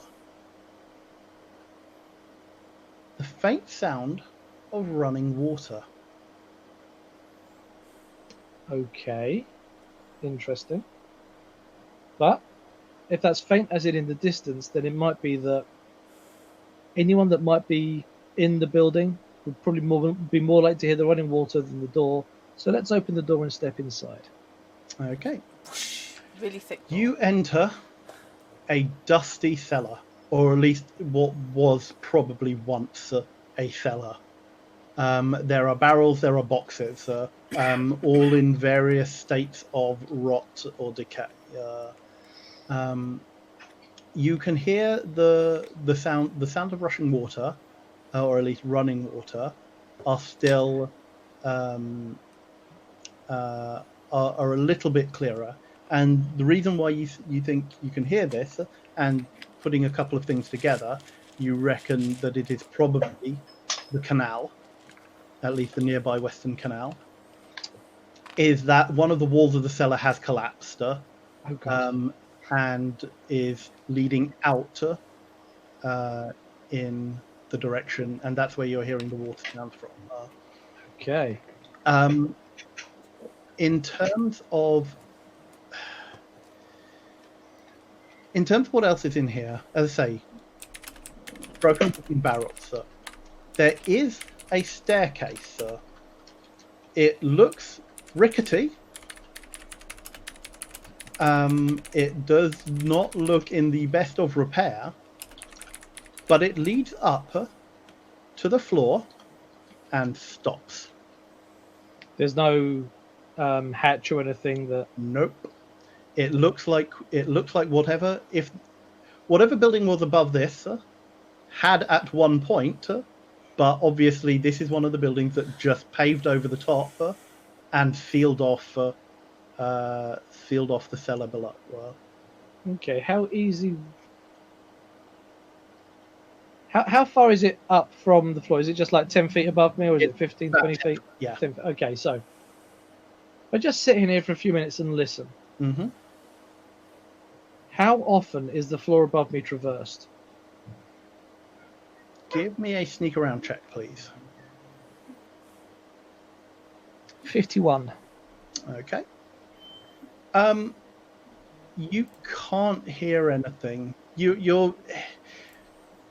It's difficult. It's difficult to make out because there's probably a fair bit of stone above you. You think that you hear footsteps occasionally, but if there are, it's very muffled and very infrequent. Right, this is probably a non-starter for my goal. So, log the location of the canal and the stairs to memory, because the canal could very well be an exit. Mm-hmm. Need to move around and try and find another way up to the surface nearby, if possible. Okay. Moving around, it doesn't take you very long to find a route back up to the surface that is different from the one that you came down. Excellent. And this one basically brings you up to a let's see, where is this one going to bring you up to? This one is going to bring you up to what looks like an old rusted iron spiral staircase that emerges in the ruins of a derelict building. Excellent. And again, by your reckoning, from where you have emerged, this puts you on basically just outside, just away from the canal. As in, literally, the canal is about 6 foot away from here, and you can see what is probably the rear of the House of the Silver Hand. So you are pretty certain that the cellar that you were in below it sits below the building that you are interested in. Okay. But there was no way up. No, you reckon that if you wanted an entranceway, you are going to have to blow one in it. Yeah, however, if we need to make an exit, that's a different matter entirely. Because I know exactly where we need to blow to get an exit. But we don't want to make a noisy entrance. That you do. So unless there is anything else that you want to do while you are here. I don't believe so. I've achieved the goals. Yes. I've found my technically the way out. Mm-hmm. Don't have a way in yet, but I know I've got 2 exit routes from either if we blow away below, or if we have to run out the streets. I know where to get to below to make an exit via the canal if need be. And you're pretty sure that you have, if it all goes wrong, a route through the old city, yeah, Yes. to escape with. So Cool. I will move on then. So, Fishy or Drut, who wants to go next? Fishy? I was going to say, should we alternate? Because we're sort of like Alex and I doing one side of it, and you and Knight doing the other side of it. So yeah, we've me, got you next. one from each side now. If I do, Yeah. okay. Fishy, what is your goal? My goal is to find out when and how the librarian is arriving in New Dungeon, and where he will be staying while he is here. Right. How are you going to go about doing that? Right. Since I know everybody, and since my faction has information about merchants, I'm going to assume that the coach lines and the houses of accommodation, hotels or whatever they may be called in Dunhaven, are run probably by merchant types. So I am going to investigate such people and, ask around, find out what's going on, and just try and find out this information accordingly. Unfortunately, I've already mentioned in chat, I failed to write down one vital piece of information which would have been useful to me, which is the name of the organization that the librarian The Westport Archaeological Society, yeah. Westport Archaeological, right. If I'm allowed that despite having not written it down, that's going to help. That's fine. Yes, a librarian from the Westport Archaeological Society should be sufficient to, Cool. I think that should be sufficient description to be able to identify the right person coming into town with a bit of that.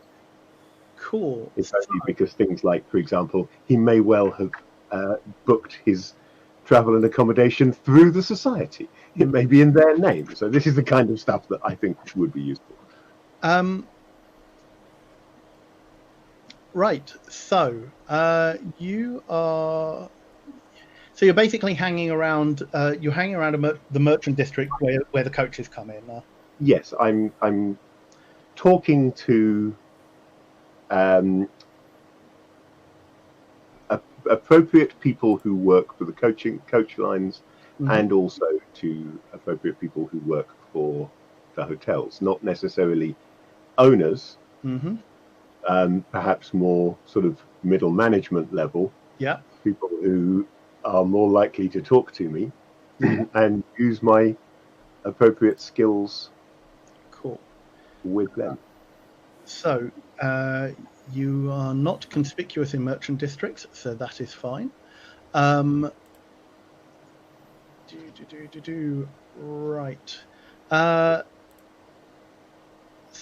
So you are looking to get. So you say you are looking for when and how he is arriving, and where will he be staying? Where he will be staying. That's 2 things. So likewise with Alex, your rolls here are going to impose a 2 challenge dice to all of them in pursuit of them. So. I'm hoping, however, that most of my conversations will be with merchants, where I get 2 advantage dice whenever I talk to them.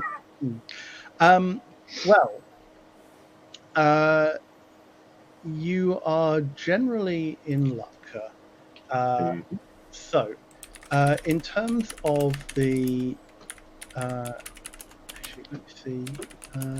What are your skills?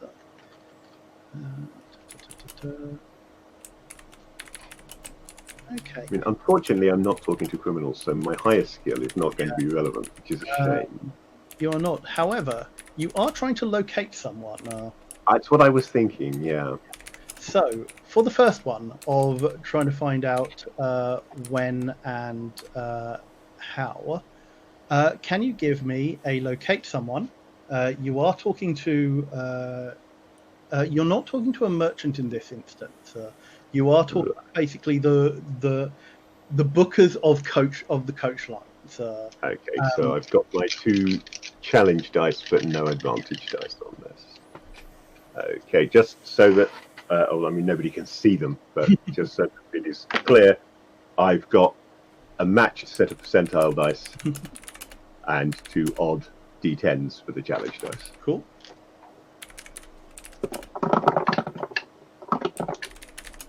And I have got a 44, Mm-hmm.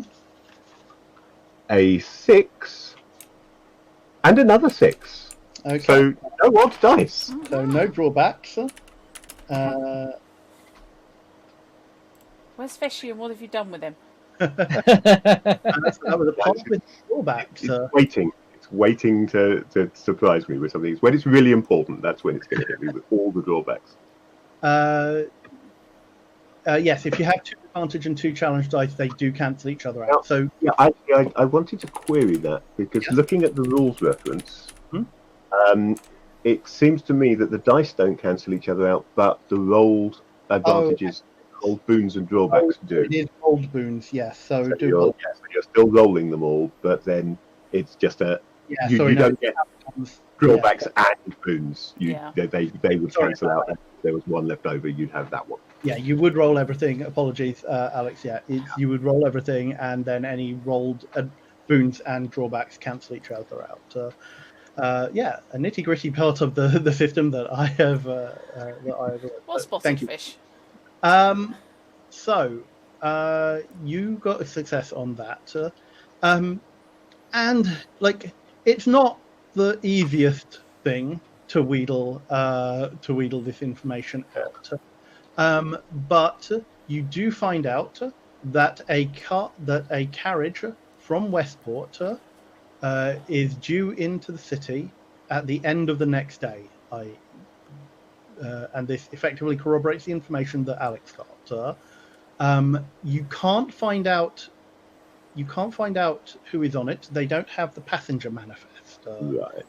because obviously that would have been assigned in Westport, Yeah. and won't arrive until And the coach. unfortunately, it takes about the same amount of time to get here as the coach does, so there's not much point spending it. Exactly. This isn't like Eberron. This isn't a magic. There is sorcery in the setting, but it is very tightly controlled.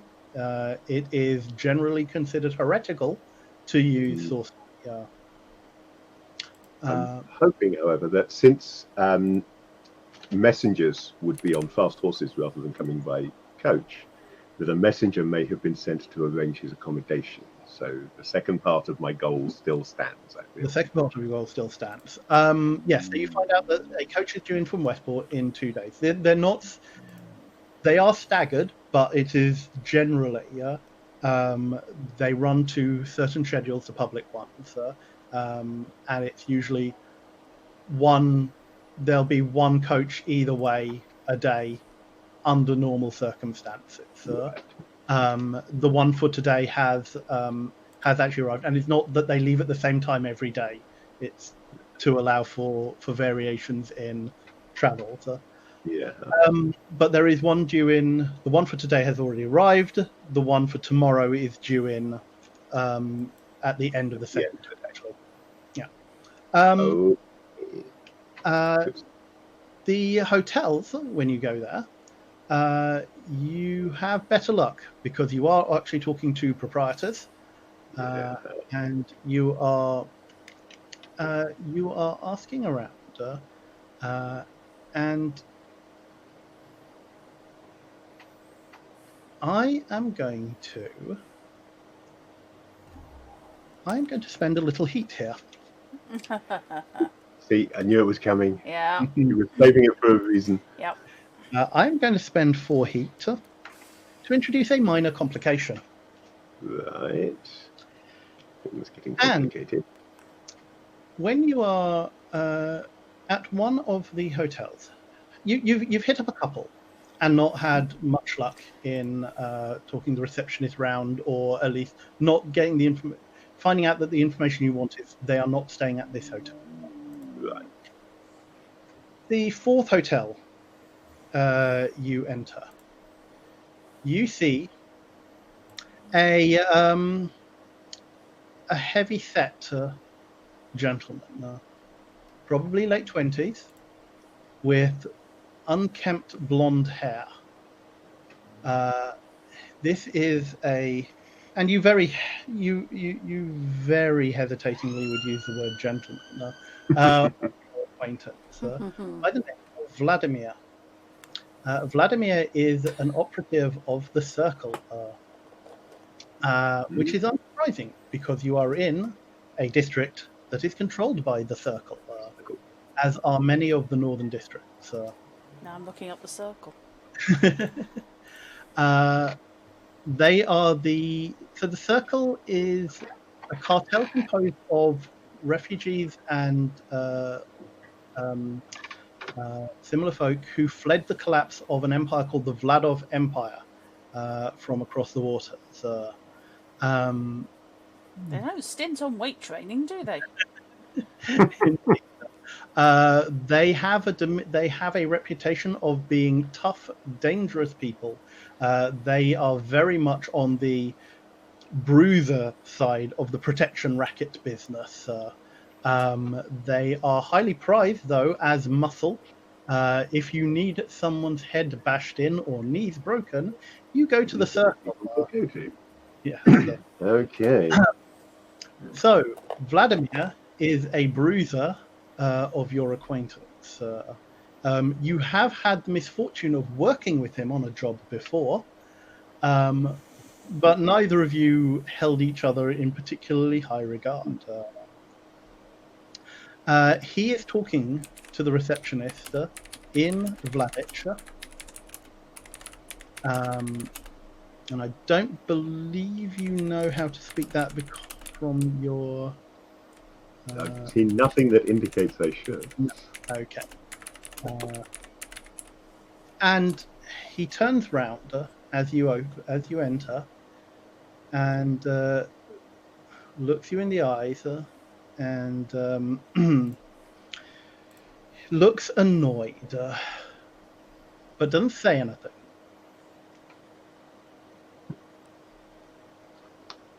Well, if he's not going to say anything, then I'm not going to say anything to him, because whatever he's about, I don't want to tread on his toes. I will step to one side slightly and say to the receptionist, rather than him, please, I'm in no rush. Finish with this gentleman.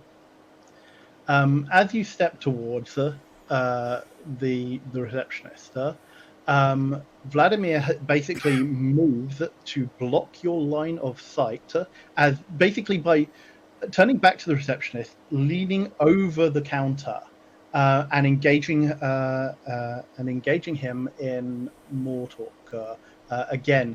And you recognize that he is talking louder now to the receptionist again in Vladich. As if basically trying to, block any interaction. Yeah. And he just carries on talking. I'm going to glance around and see who else is here. In particular, I'm watching for anybody coming in through the door. Any new arrivals? Alas, no. This is a fairly quiet place. Oh, well, that's that idea out the window. There is a person sitting in the corner of the room, basically reading a newspaper. They don't appear to have paid you any heed, but if there is a person you are looking for, there is one in the corner of the room. But they're not. They're that kind of gentleman who looks like they're entrenched for the afternoon reading their paper. Yeah. No, I really wanted somebody new coming in so that I could effectively force him out of the way by, loudly saying, "I'm afraid there's a queue. This gentleman is holding everything up." How long are you intending to wait here? Well, I'll certainly give it a few minutes, but I've got a lot to do today, so I don't want to wait too long. If he maintains this for any length of time, I will simply move on and hope that if I come back to this hotel later on, he will be gone. Okay, he's there for at least 5 minutes. Are you going to wait more than 5 minutes? I think I'll give it about 10. Okay. As you are reaching the... But during those 10 minutes, I will be occasionally looking at the pocket watch that apparently is in my inventory. And sometimes tutting. As you are approaching the limit of your patience, at which point Vladimir has still not... He hasn't even... Like, every so often he kind of like tries to be surreptitious and look back over his shoulder. Looks to see if I'm still here, yeah. Really got the stealth to do so. But yes, a person. It looks like a woman in leathers comes in, like enters through the front door, and looks like she is wants to talk to the receptionist as well. Lo siento, señorita. This gentleman is holding everybody up. Said slightly louder than he really needed to, using the excuse of saying it almost as soon as she comes in through the door. So he had to raise his voice to reach her across the room. Okay. Who are you targeting effectively with this? Are you trying to get the attention of the receptionist to attend to a customer? Yeah. Or are you trying to distract? I'm trying to make it clear to the receptionist that there are people here that he should be dealing with. Okay. Can you roll me a convince someone roll, please? Well, I can certainly give it a try. And you can take an advantage on this. Ooh, convince someone with an advantage. So let's grab a D8. And that is a 40 on my convince someone, which is against a value of 80%. Sorry, don't forget you also have the 2 challenge dice. Oh, because yeah, 2 challenge dice. Sorry. You to... That's the standard all scene, isn't it? Yeah. So unfortunately, one of the challenge dice will cancel out the advantage that I would have got.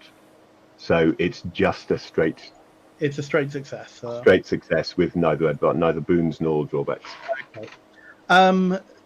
So the reception at this point, he kind of like gives Vladimir a kind of like, what can I do? I've got to do my job, kind of thing. And like looks at Vladimir and stands to one side.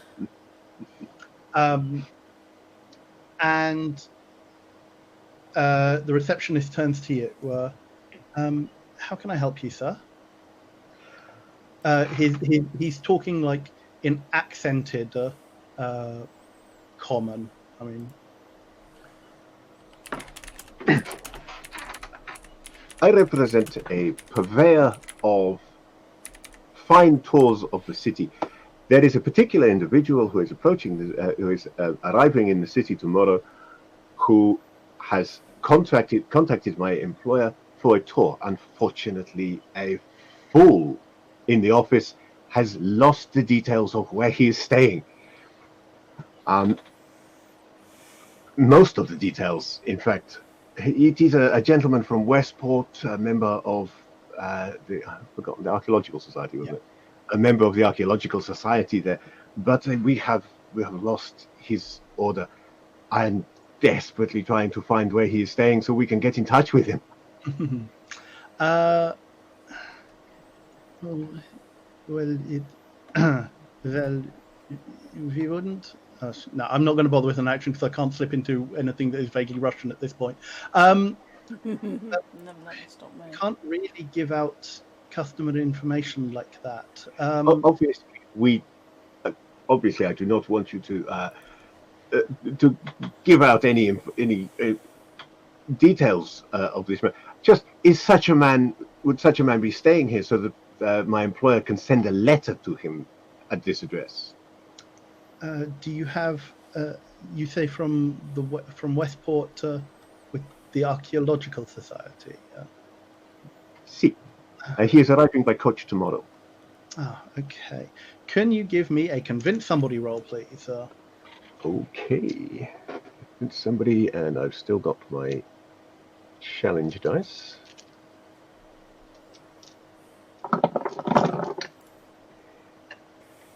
Now you see what I was saying earlier about when it's important. That's when my dice will hate me. Yeah. Fortunately, I got away with it on the challenge die. On the challenge dice, there's a 6 and a 2, so no drawbacks. But against an 80% convince someone, I rolled 98.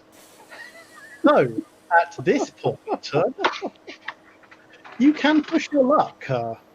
Oh, that's a good point. I can push my luck, can't I? I you would need to spend 20 luck to do that. Indeed. Yeah. Yeah. Tempted to say Fishy was pushing his luck doing the roll in the first place. I think, to be honest, I'm going to have to push my luck on this, aren't I? Sure. But no, I don't want to lose 20 luck. Mm-hmm. That's what it will take to make this a success. So I will spend 20 luck. Now that does something else as well, doesn't it? It does. When you push your luck, I think that automatically adds something. Yes. So, can you roll me 2 extra challenge dice? 2 extra challenge dice, yeah. So, okay. Let's just re-roll those 2 challenge dice, and we get a 10 and a 4. Nice. Oh, so you managed to avoid it Somehow. again. The receptionist looks conflicted, but you reckon that you are just persuasive enough to get them to say, yes, there is a gentleman booked in for tomorrow night with from Westport. Gracias. You are a lifesaver. I mean, not my life, obviously. Fool in the office who lost the details.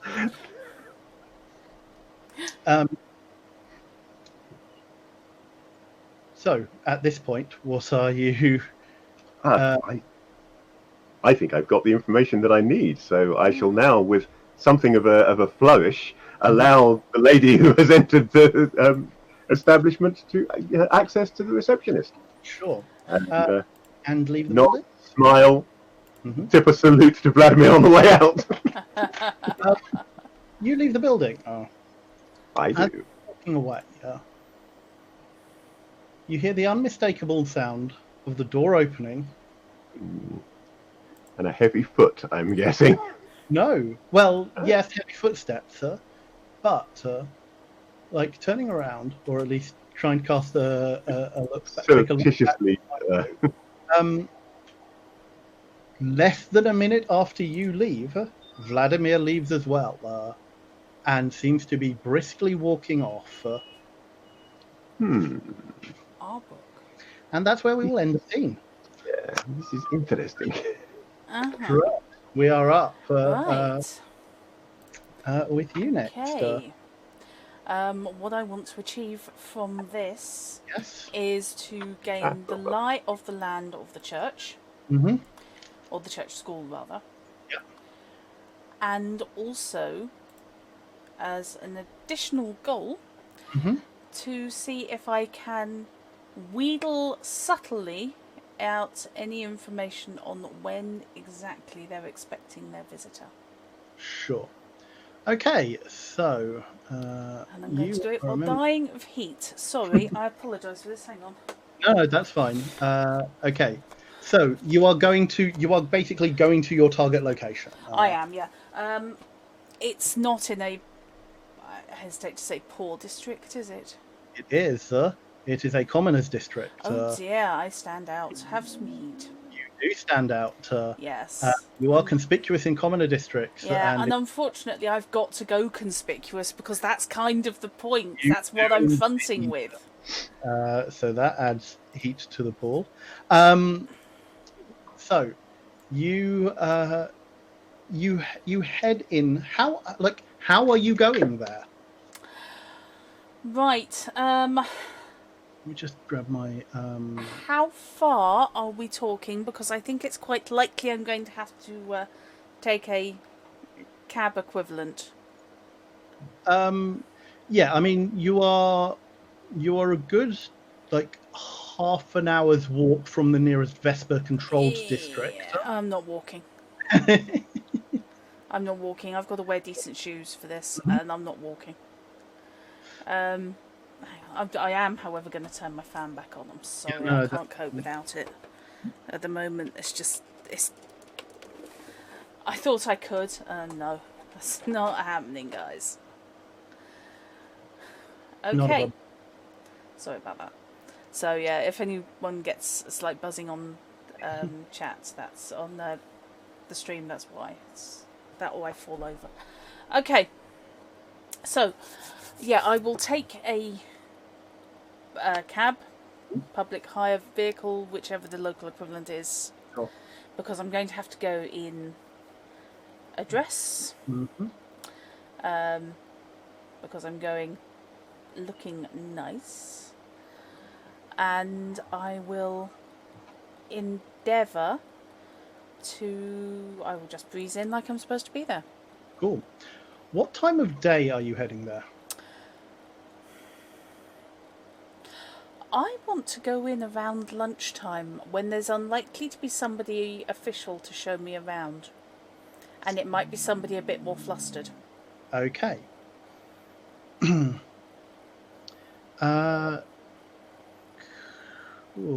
Right, where are we looking at?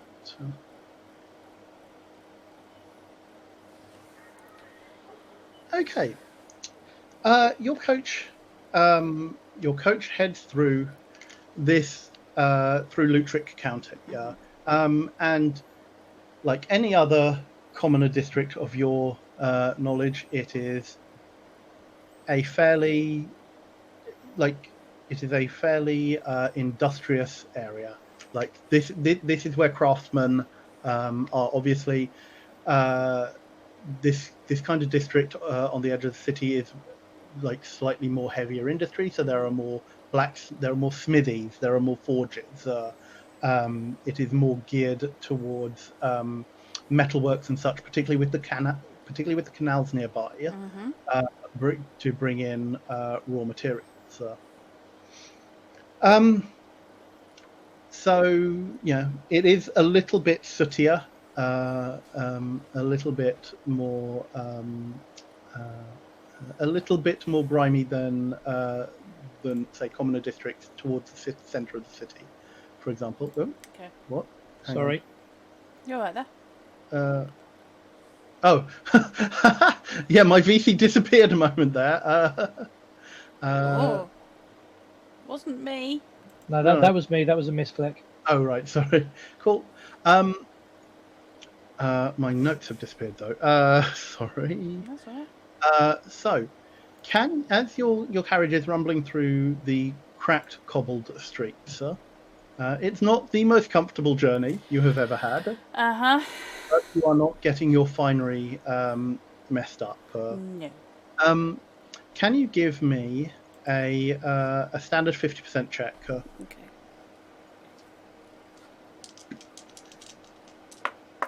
I can roll a 44.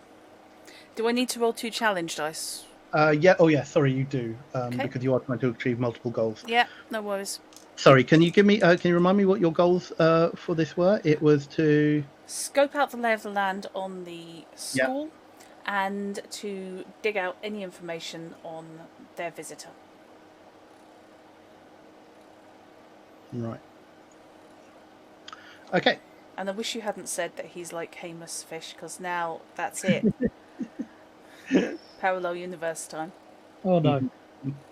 Yeah. Skill-wise, on paper they're quite different, but personality-wise, he is kind of a Spanish Hamus. Yeah.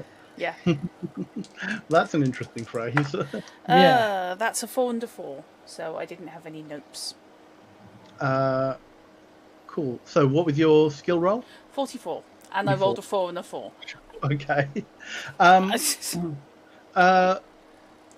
So, whilst you are a little bit distracted by coming through this district and trying to like go through your mind of like what it is that you are trying to get at. Yeah.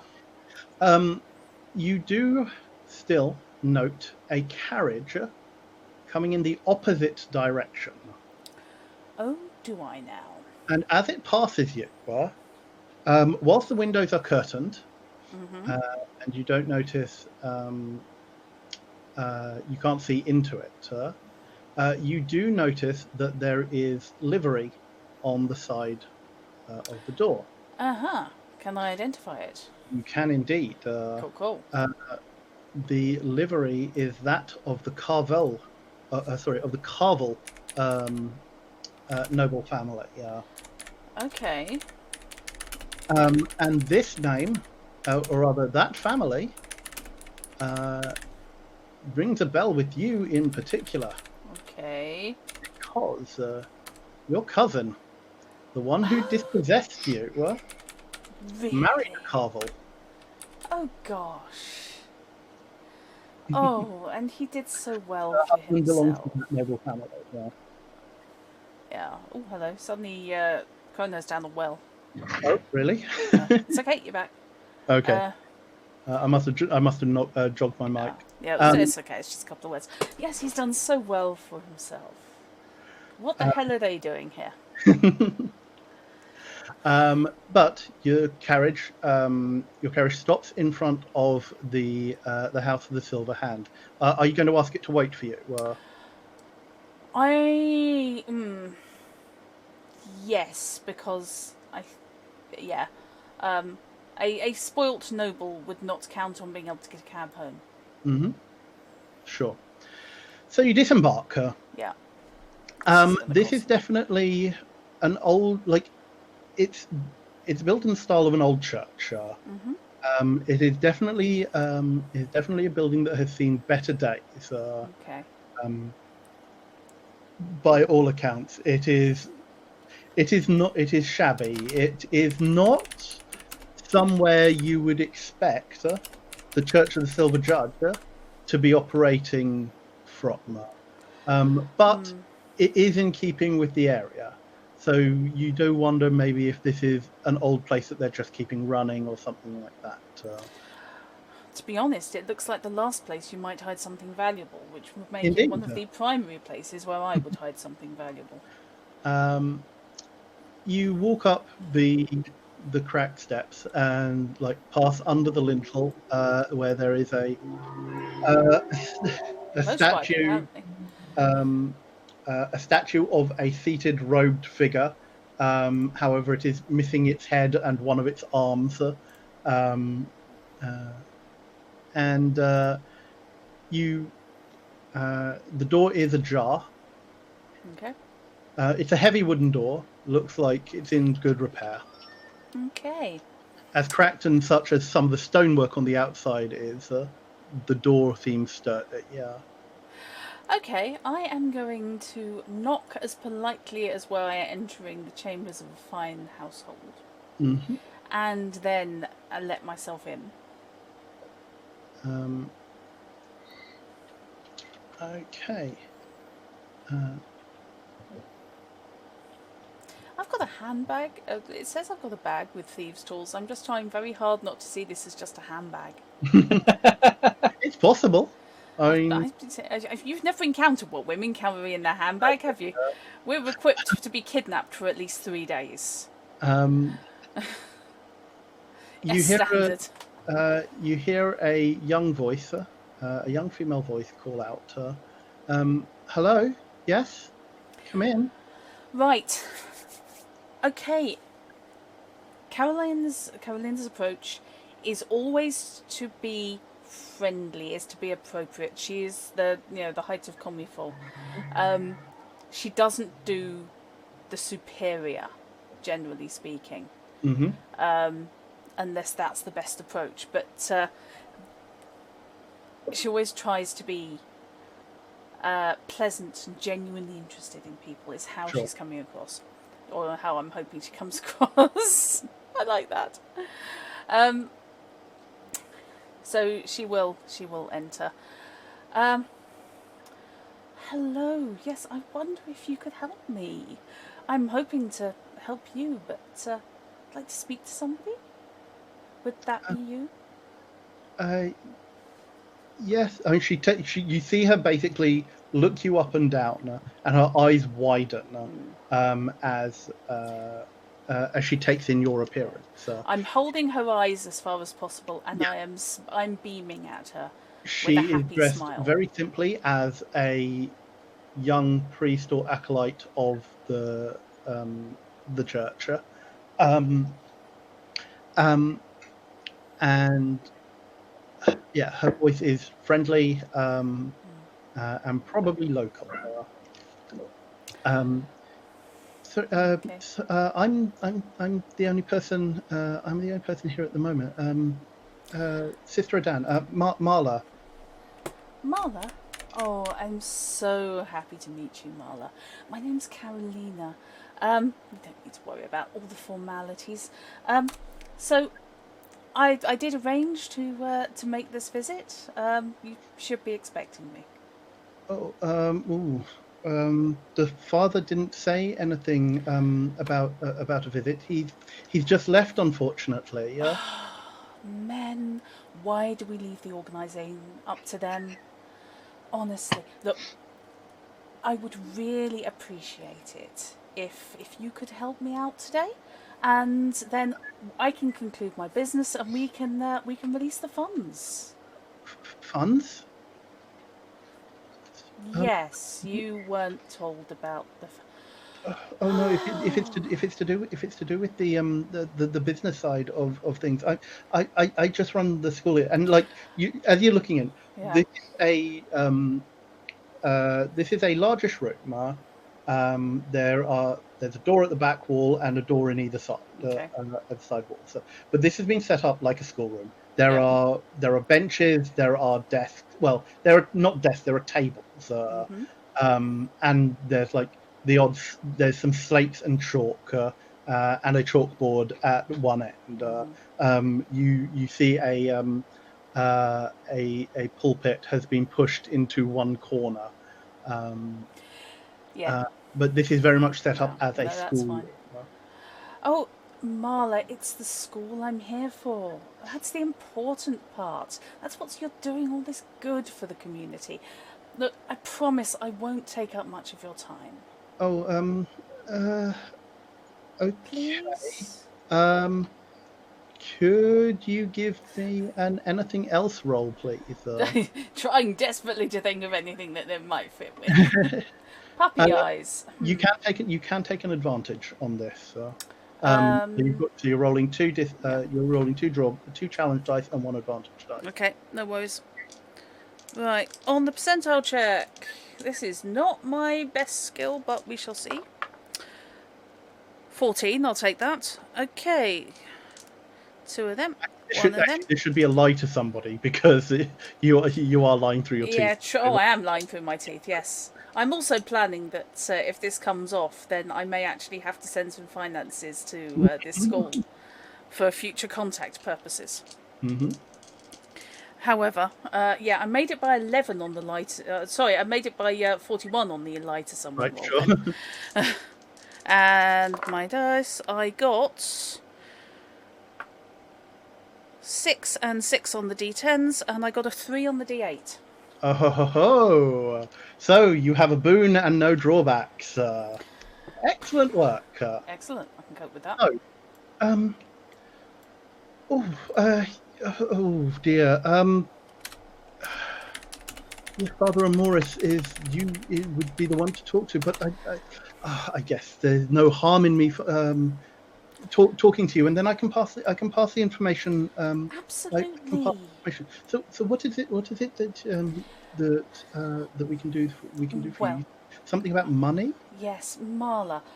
I represent a certain party with an interest in the disadvantaged youth of the area. I obviously I can't go into details. That's why they hire a go-between such as myself. But someone who rose from a place not unlike this and made a fortunate marriage, and now, being in a privileged position, wants to just give something back. Now, your school has reached her attention as being a worthy recipient of some of her charitable disbursement. And, well, really, I just wanted to have a look around so I could just report back that we'd not been misinformed, that you're educating the children, you're engaging them, and any sort of external projects or anything like that. I understand, the church provide all financing, but it really can't hurt to have something a little more dedicated. Oh no, Is that certainly. okay? Oh wow. Father Amoris would be very. He's been trying to. He's been saying for months now that he's been trying to get the church to release more money for to revitalize, to improve the fortunes here, because if we can make this place a bit better, we can help more children. We can revitalize the church in part of the city. It's, as you can see, we are really very much in need of a certain degree of restoration. Absolutely. It wouldn't be. Oh, you won't be here for too long, will you? I can Oh, probably show you around. absolutely, absolutely not. I do not want to impede your work or get in your hair in any way. I can be in and out. I can make my report, and everything will be fine. Okay. So you get your tour. She is a little bit overwhelmed. And you have They successfully. have a guide dog, a guard dog, even guide dog. No. So, you find you. She shows you around. One of the rooms off this one is a small shrine, a small chapel, basically. The other side is a cloakroom. The larger door behind her, she opens, Okay. and you enter basically a darker set of corridors. Sorry, let me just grab the map. Okay. That's in this book, isn't it?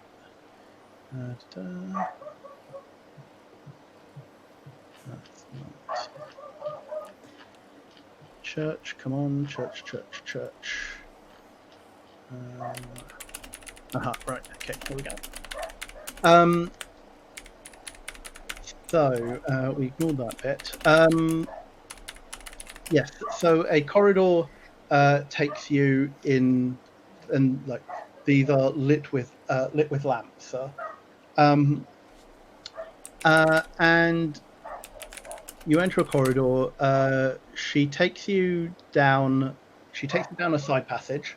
And you see that there's a couple of doors here. She points out, "Oh, that's where that's where the kitchens are, where we try and provide a hot meal for the children that we teach before they go home. And alas, sometimes it is the only hot meal of the day that some of the children from poor Greywater will see. Alas."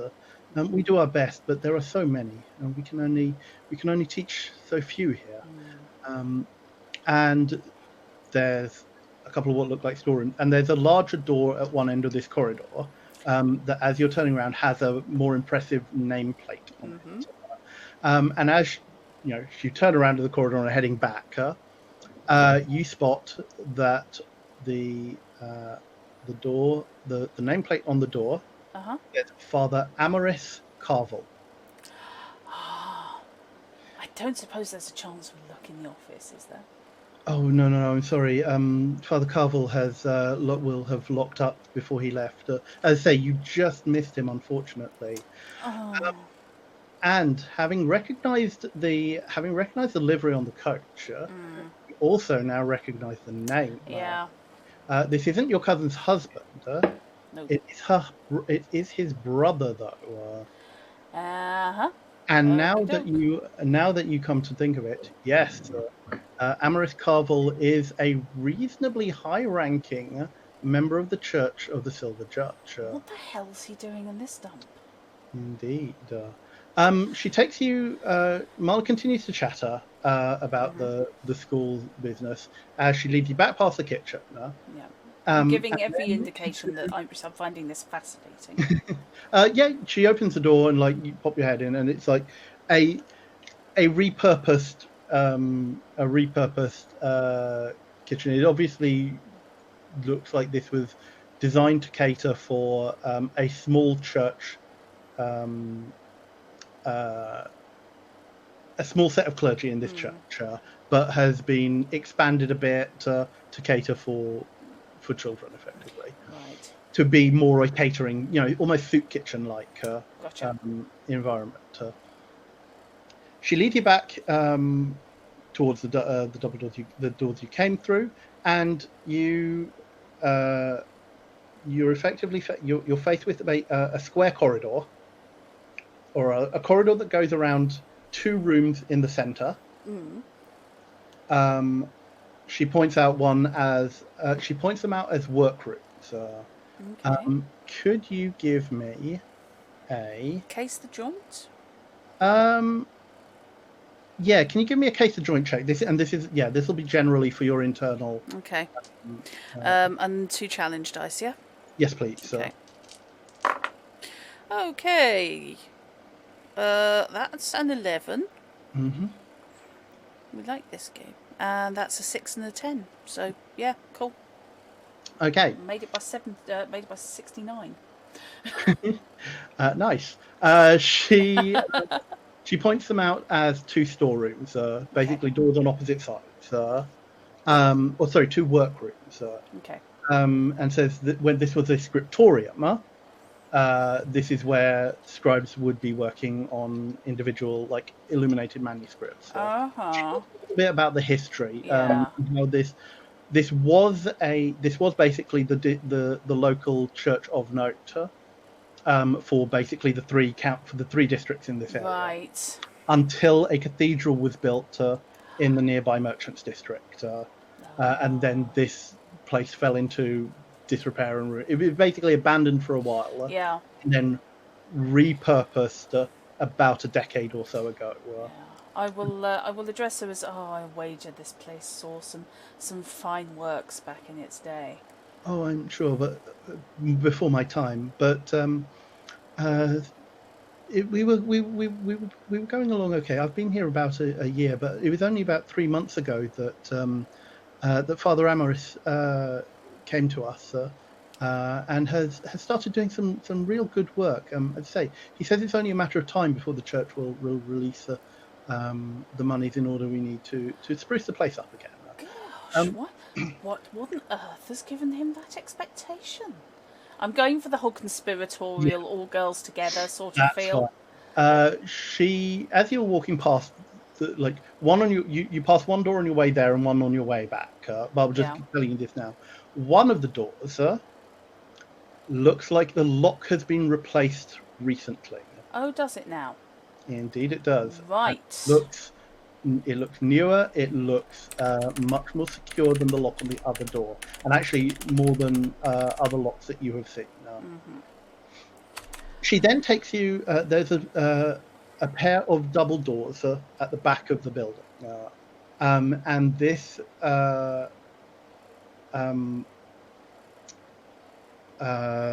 These doors are more ornate than any of the others, apart from like the front doors that you have seen. And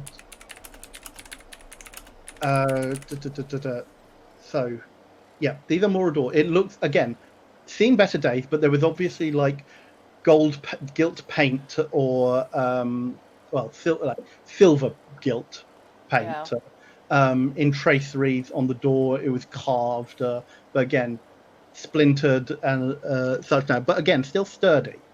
She takes a key, unlocks it. Oh, and this is the library. Oh, you have a library. Yes. Well, obviously, again, seen better days, but we still have a reasonable collection that we use for the children. Oh, I adore books. You don't mind if I have a proper look? No, I will show you. Yeah. And she shows you inside. Again, a reasonable sized room lined with, again, bookshelves that could do with restoration. But there are a number of serviceable books of varying types on the wall. There are also 3 display cases Okay. in the middle of the like spaced out in the room. 2 of them are empty. Okay. In the middle one, there is a cushion Uh-huh. with a bone on it. Well, this is unusual. Correct me if I'm wrong, that's not a book. Oh, no, that's and she lowers her voice here. Well, one of the things that Father Amaris has said, but we're supposed to keep it a bit secret for now. Oh, right. Is that he's trying to organise a tour of church relics, and obviously wants to bring them out to some of the poorer areas of the city to show the wonders of the church and like restore the faith a bit. This is the first one. He said he was moving this ahead of the others, kind of like just to get things. This is, and she talks. She's very reverent Yeah. at this point, and it's like, this is the femur of Saint Lucinda.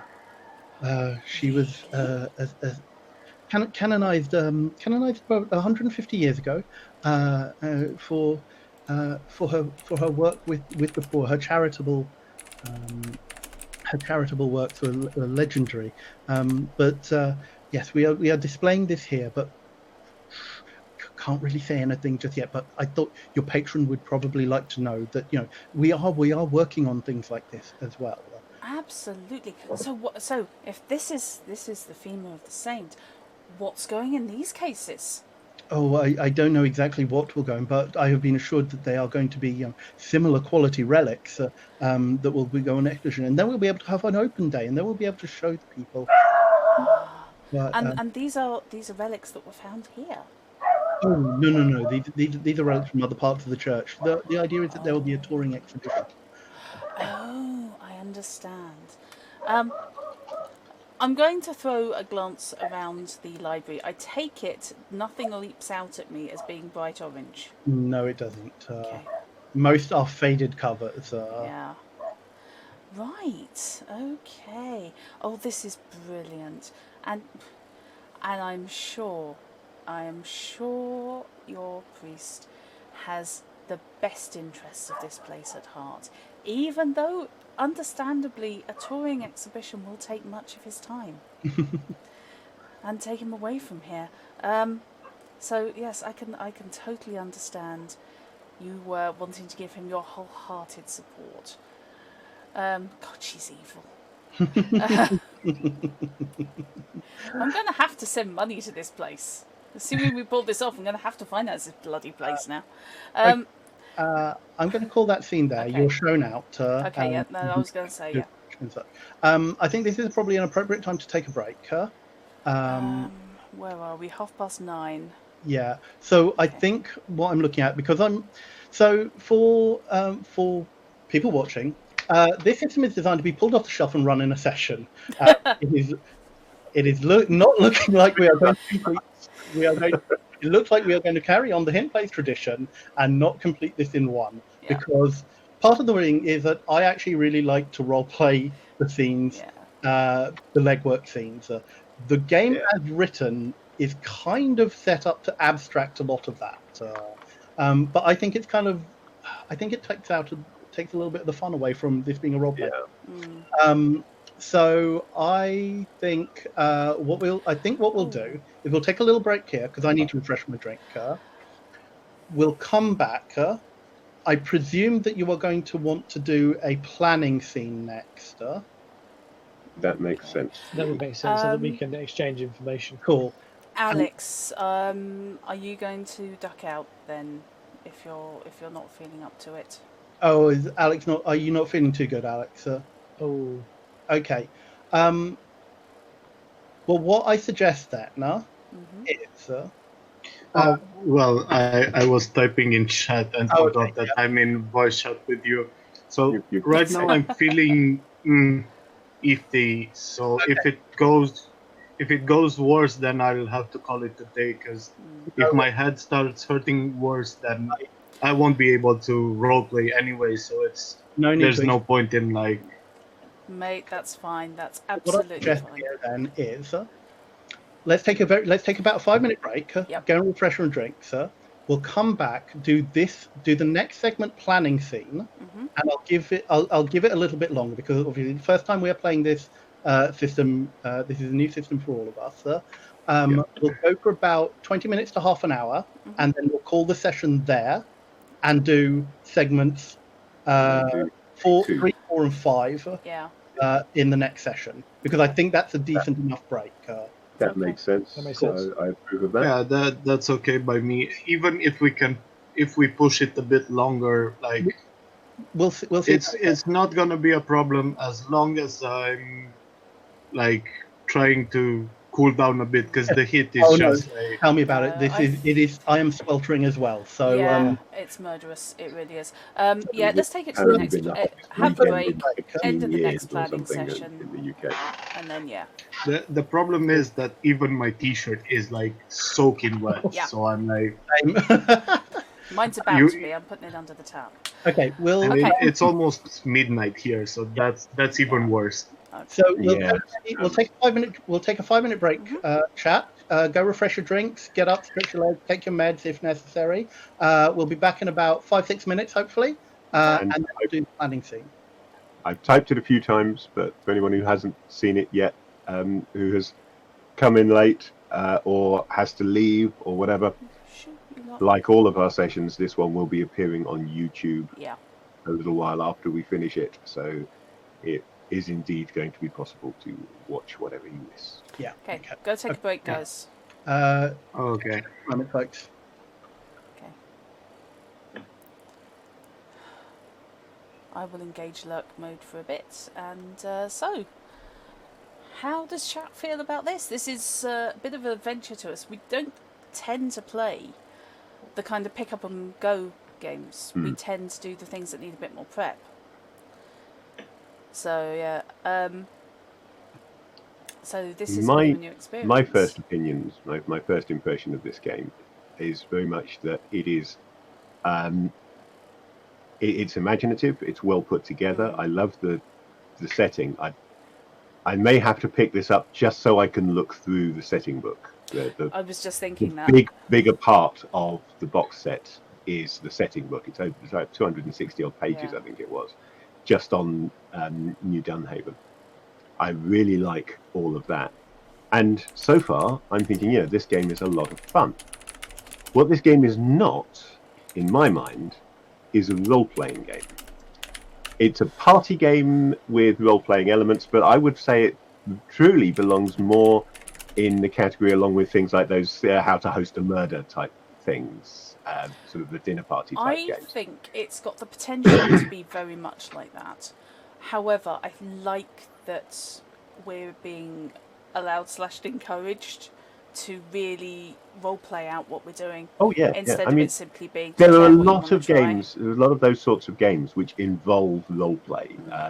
They don't necessarily call it role play. I mean, I think things like the how to host a murder type stuff. People get into character and they laugh through those, but they're not considered role playing games. Yeah. And I would say that this owes more to that style of gameplay and that heritage than it does to something like Dungeons and Dragons, which is a pure role-playing game. But there's a big difference between games with role-playing in them and role-playing games, I do. to my mind. I rather But that's a personal bugbear Yeah. that I think that the category needs to be nailed down a little bit further. Anything with role-playing in it, people tend to dub a role-playing game these days. I really like the combination of the cartel and the speciality when building a character, instead Yeah, of I like that. just a simpler template, because you've got access to a decent skills list, halfway reasonable equipment, and some decent special abilities, and I rather like. And I needed to ask Chrono if I could do one more thing, but never mind. It's probably actually a bad Okay. idea anyway. So I was briefly so considering. far, yeah. I was- Sorry. Sorry. I was briefly considering picking Marla's pocket for the key. On the other hand, I've got 90% pick a lock, so you know what? We're good.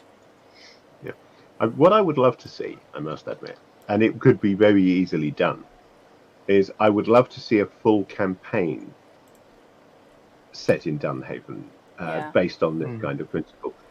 But for that, you would need more detailed character creation, more ability to distinguish who the characters are. The way these work at the moment, yeah, we've given them all personalities, but if there was another family fixer in the party, which obviously you wouldn't do that, it was a silly thing to do. But if there was another one around, they would have exactly the same abilities as Frankie. Yeah. And I think for a full campaign, you would need more detail than that. But at the same time, although I haven't actually read it myself, the setting details seems to be so good from everything that I've heard that I think you could probably easily just pick a system of your choice and run games set in Dunhaven, New Dunhaven, using that system. Preferably, I think, a nice, simple narrative system, because that would stay in keeping with the feel of Dusk City Outlaws. And that would make for a really interesting campaign, I think. But I am really loving this as a game to pick up and play now and then. I think it's really good for that. I'm adoring Carolina, I have to say. So I ran this game first at Nine Worlds back in I ran it back in Nine Worlds in 2017, which was, I believe, the year it was kickstarted in 2016 or 2017, and published. Kickstarted in early 2017 and published later that year. And it was very successful. I mean, this comes from a designer who has good credits. He did Lords of Waterdeep, didn't he? He co-designed Lords of Waterdeep, the board game. He is also the lead developer on the Dark Sun 4E source book. Has written for the. We really need to get back to playing. Yes. Has written for the Saga edition extensively. He's been a Wizards of the Coast staff writer for a very long time, and he is also now, if memory serves me correctly, he is also a narrative designer for Bungie. As well as being co-owner of Scratchpad Games, which is his own. Proving how hard it is to make a living as a games writer. Well, exactly. Like an awful lot of game designers, his name appears on products for all kinds of other smaller companies. There's an awful lot of crossover between, particularly those companies which have some connection to WotC, because a lot of WotC's work has over the years been done by freelancers, not exclusively by freelancers, but a lot of it has been.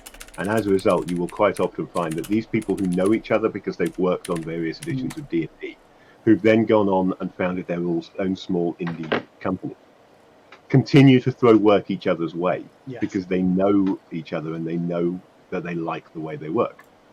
So you will find various names appearing in various different companies that, for small companies, they're really big names because these are names associated with Dungeons and Dragons. And so, yes, he developed the A100 system that Dusk City Outlaws is using, and there is a superheroes game that he designed that uses this system as well.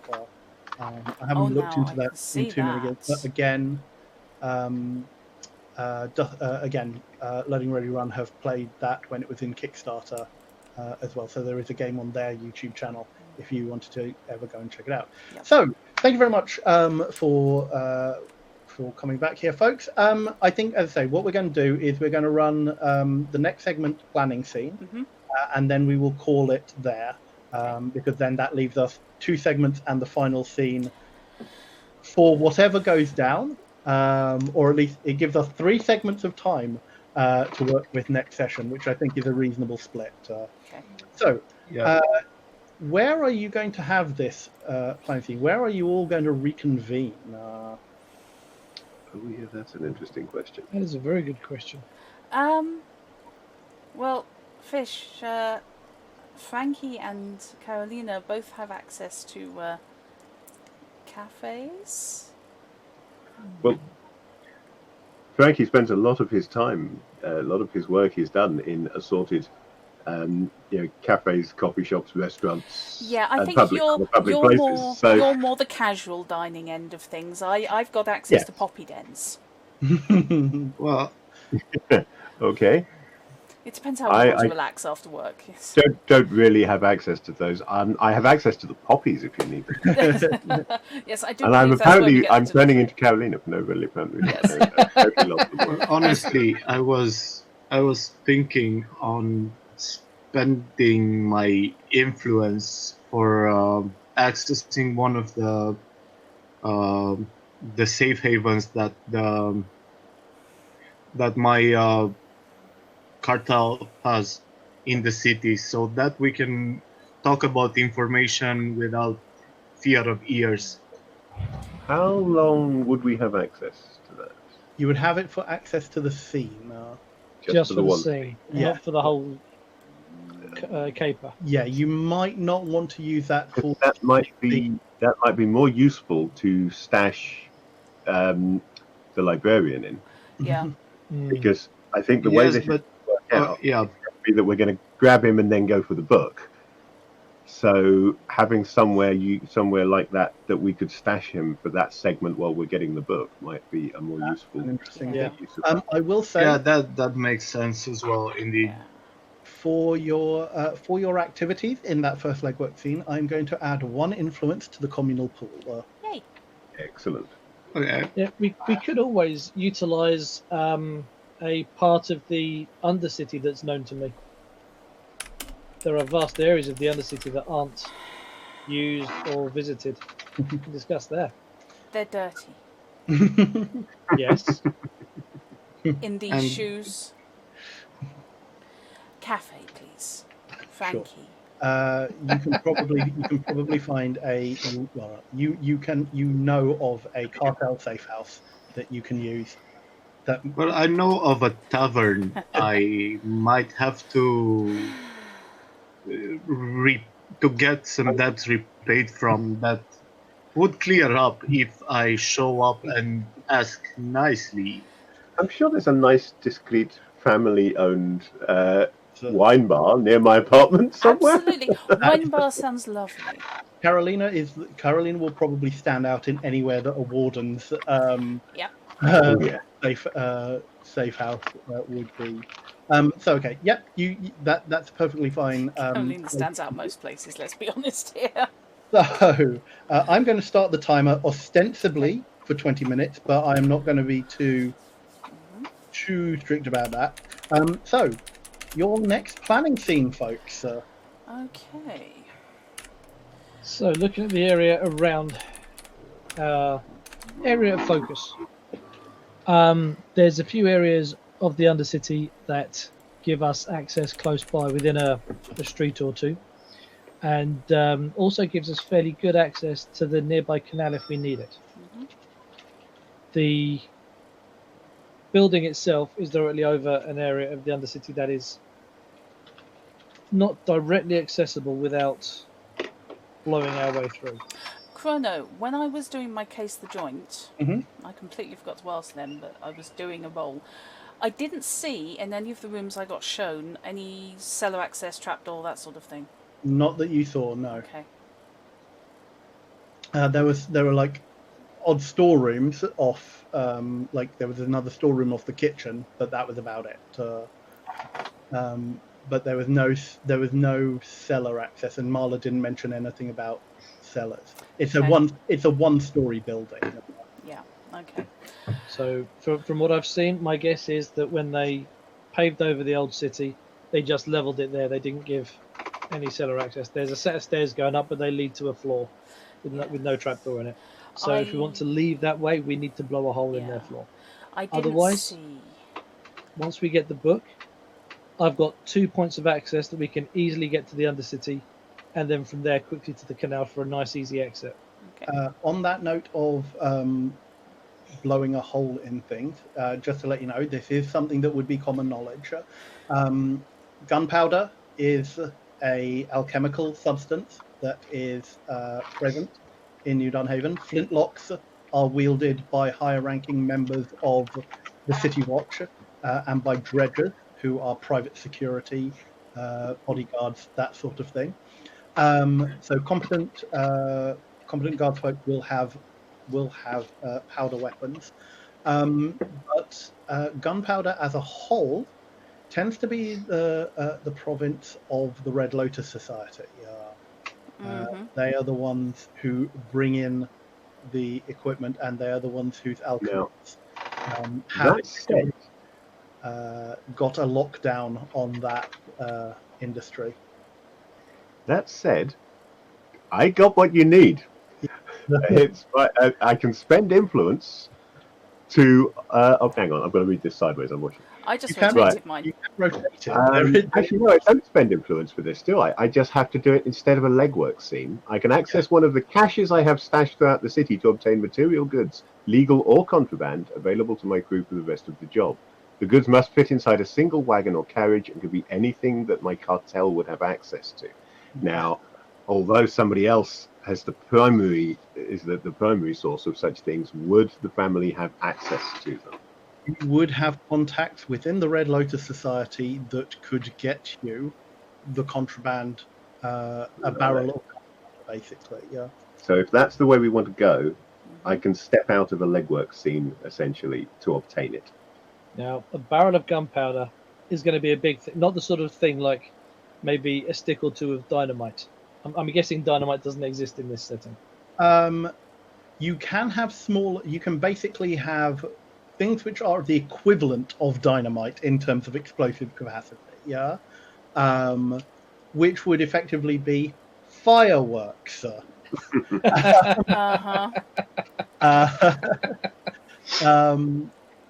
So those are feasible as well if you wanted it in smaller capacities. However, you also note from the thickness of the walls, if you wanted to blow a hole in this, you're looking at the explosive capacity of roughly a half a barrel at least of gunpowder. But I could, since the amount that I can have must fit in a wagon. So a barrel of gunpowder and a number of small casks to decant it into to make it easier to smuggle in would fit in a cart. It would indeed. If that's the way we want to go. I mean, are we sure we want to blow something up? But I'd rather not. It's one option. We have the opportunity. We have the potential. We need to plan ahead if we're going to do it. But it is something we can do if we prepare for it. Okay. The So I am going to let everybody know about my good and bad news. The good news being that we know when the carriage is coming in, which of course Alex has also got us, and also that we know what hotel he's staying in. But the bad news being that I have attracted the attention of the Circle, I believe, in the process of doing that, and that it's possible that somebody may try and throw a spanner in the works. Or at least pay some interest in what we are up to. On that, you can lay low on that sense and focus yourself on something else, because I'm already keeping tabs on our guest when he arrives in the city. I have people that will do that for us. My hope is that we do not really need to keep tabs on him, because we know. I want to know where he is, and we know where he will go, and that means we know the route he must take. And along that, this city has a lot of intertwining roads that we need to kind of focus on. How hard? So it's good to have eyes out there. That will be useful, yes, but that is what we must plan. I think is to grab him between the coach station and the hotel. Am I right in thinking the next legwork scene is going to be at night, Chrono? Well, hopefully. This is tonight, isn't it? Segment this day, isn't it? This planning season. Yeah. So the next segment will be day 2 day. Right. Okay. So you've got day 2 day, day 2 night, and day 3 day, which is the final scene. Okay. If you choose for that to be the final one that goes down. As I see it, day 2 night is booked. Yeah. Because that seems, by my understanding, that's when he's going to arrive. Yeah. If we're going to grab him, that segment would be where we grab him, logically. Yeah.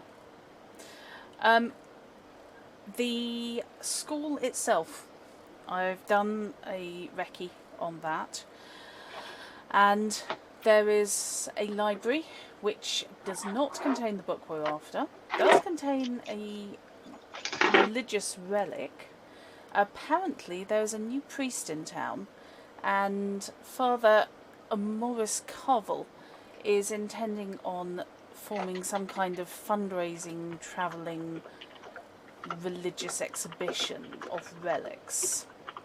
Now, one thing that I was shown was that he has a decently secured office. It was his office that had the new lock, wasn't it? No. His office was the one with the nameplate. Sorry. It was one of the workrooms that had a new lock. Right, and I didn't get into that one. No, No. you didn't. You basically you were never left alone by Marla, but you had enough wandering around to get a good. So, like the main things are you know what the layout of the interior of the building is. You know where the windows are. Yeah. You know how secure the windows are, which is generally not. They are shuttered from the inside. There are windows in the like high windows in the library, yeah, but they were shuttered and barred on the inside. There are the odd window on other sides, including a window into the room that you think is Amaris's office. Again, these are grimy. They don't look like they have been cleaned in years. Fish. Pun jar. Hey, we don't earn heat for making puns. It's okay. Okay. Okay, there are two rooms that I deem to be of extreme interest in the building. One is the office of the priest, which may be where anything is being held that he deems to be of value. The other is there's a newly secured workroom, brand new shiny lock and everything, which, were I preparing an exhibition and looking to keep materials, that would be where I would keep them. So the book, I suspect, is either going to be in his office or it's going to be in the workroom. But that narrows it down. If it comes to it, I can obtain access relatively easily. The place is not as secure as it could be. Now, that could be for ingress or egress.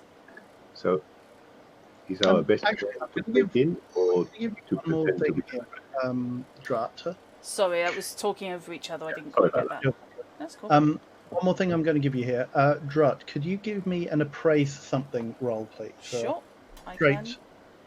can. Actually, technically, this would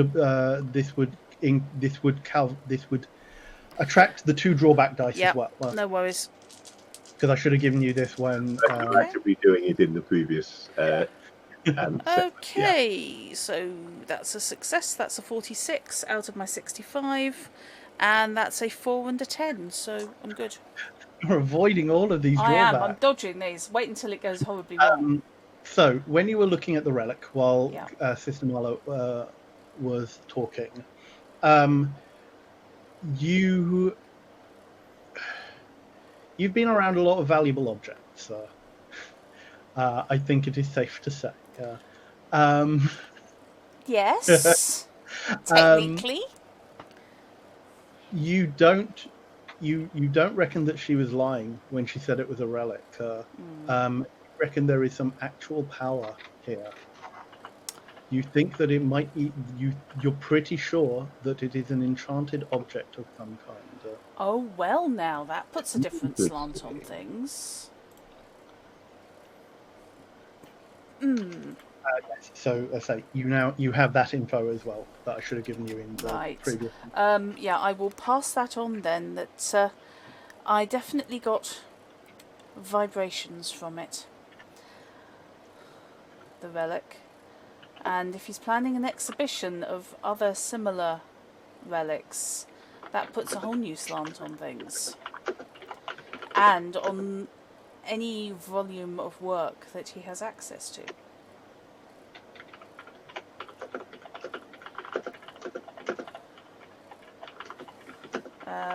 But yeah, if it comes to it, I can obtain access, either going in or leaving, which gives us another way to get out of the building if you can talk your way in without doing overt violence to the fabric of the store. Because I liked Marla, leave me alone. That's fine. But that gives us an option. I still think our best bet is to grab the librarian and make our way in and snatch the book under false pretenses, and ideally just have you walk out. But if it goes sideways, we have options. We can either blow a big hole, or I can get us out, or get you out through one of the windows or doors. Seem reasonable? That was the result of my afternoon anyway. Yeah, so I think we need to decide whether we are going to steal the item and kidnap the man, or kidnap the man and pretend to be him to collect the item legitimately. It will be less noticed if we collect it legitimately. The alarm will go up much later. The But we have potential to- risk is that they might Yeah. know. That's what I Yeah. was just going to say. They may know whom to expect. There are risks either way. Yeah, basically. But to be fair, why not prepare for both? It doesn't take all of us to look after a guest. So those of us that are Well, skilled, if such we perception- choose not to pretend to be him, then I was thinking we could split our activity at that point. I do not think it will take all of us to snag the man, and I do not think it would take all of us to steal the book. So two of us, we could do both at the same time. Two of us could go after him, and the other two go after the book, then meet up and make the delivery straight away. That saves us having to hold on to him for some time. Yeah, that would be safer. that would be. My thinking was we take him as our guest, and while I pretend to be the man to go and collect it legitimately, the good lady here prepares as a backup plan to take it anyway. Because let's face it, I do not. if they're chasing me for pretending to be him and not being him because they already know him, they're going to be chasing me. They're So not you are gonna- proposing that you both enter the building at the same time, you via the front door, pretending And to be the I librarian, can- and you via An the back door. alternative method. By an alternative method, yes. Yes. And one of you comes out with the book. Yes. One of us will be able to leave with the book. One way or another. I can watch you from the rooftops to make sure that both of you can get out safely without anyone intervening in your I think- little getaway plan. I think you would be of use after they leave the building. They will have, whoever has the book will have to disappear as soon as possible to get Yeah. into the Undercity, yeah. the canals, making sure that nobody sees them enter the Undercity. That seems like your task. Well, I can do that, but Which leaves you babysitting the librarian. Again, something that one or two small fireworks might assist with. yeah. And also having people around that area to create some noise might help distract from the actual noise. Yes. A distraction. I can send some friends there to make a run. I wonder how hard it would be to organise a drunken party. Okay, Not can I too jump hard out if you of ask me. in this planning? Is there a specific ability from either your speciality or cartel that would let you do the distraction, Alex?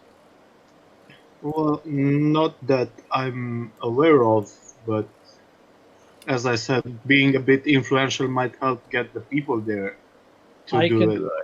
I Because have. I don't have the. I actually do have two different abilities, either one of which would be able to do that.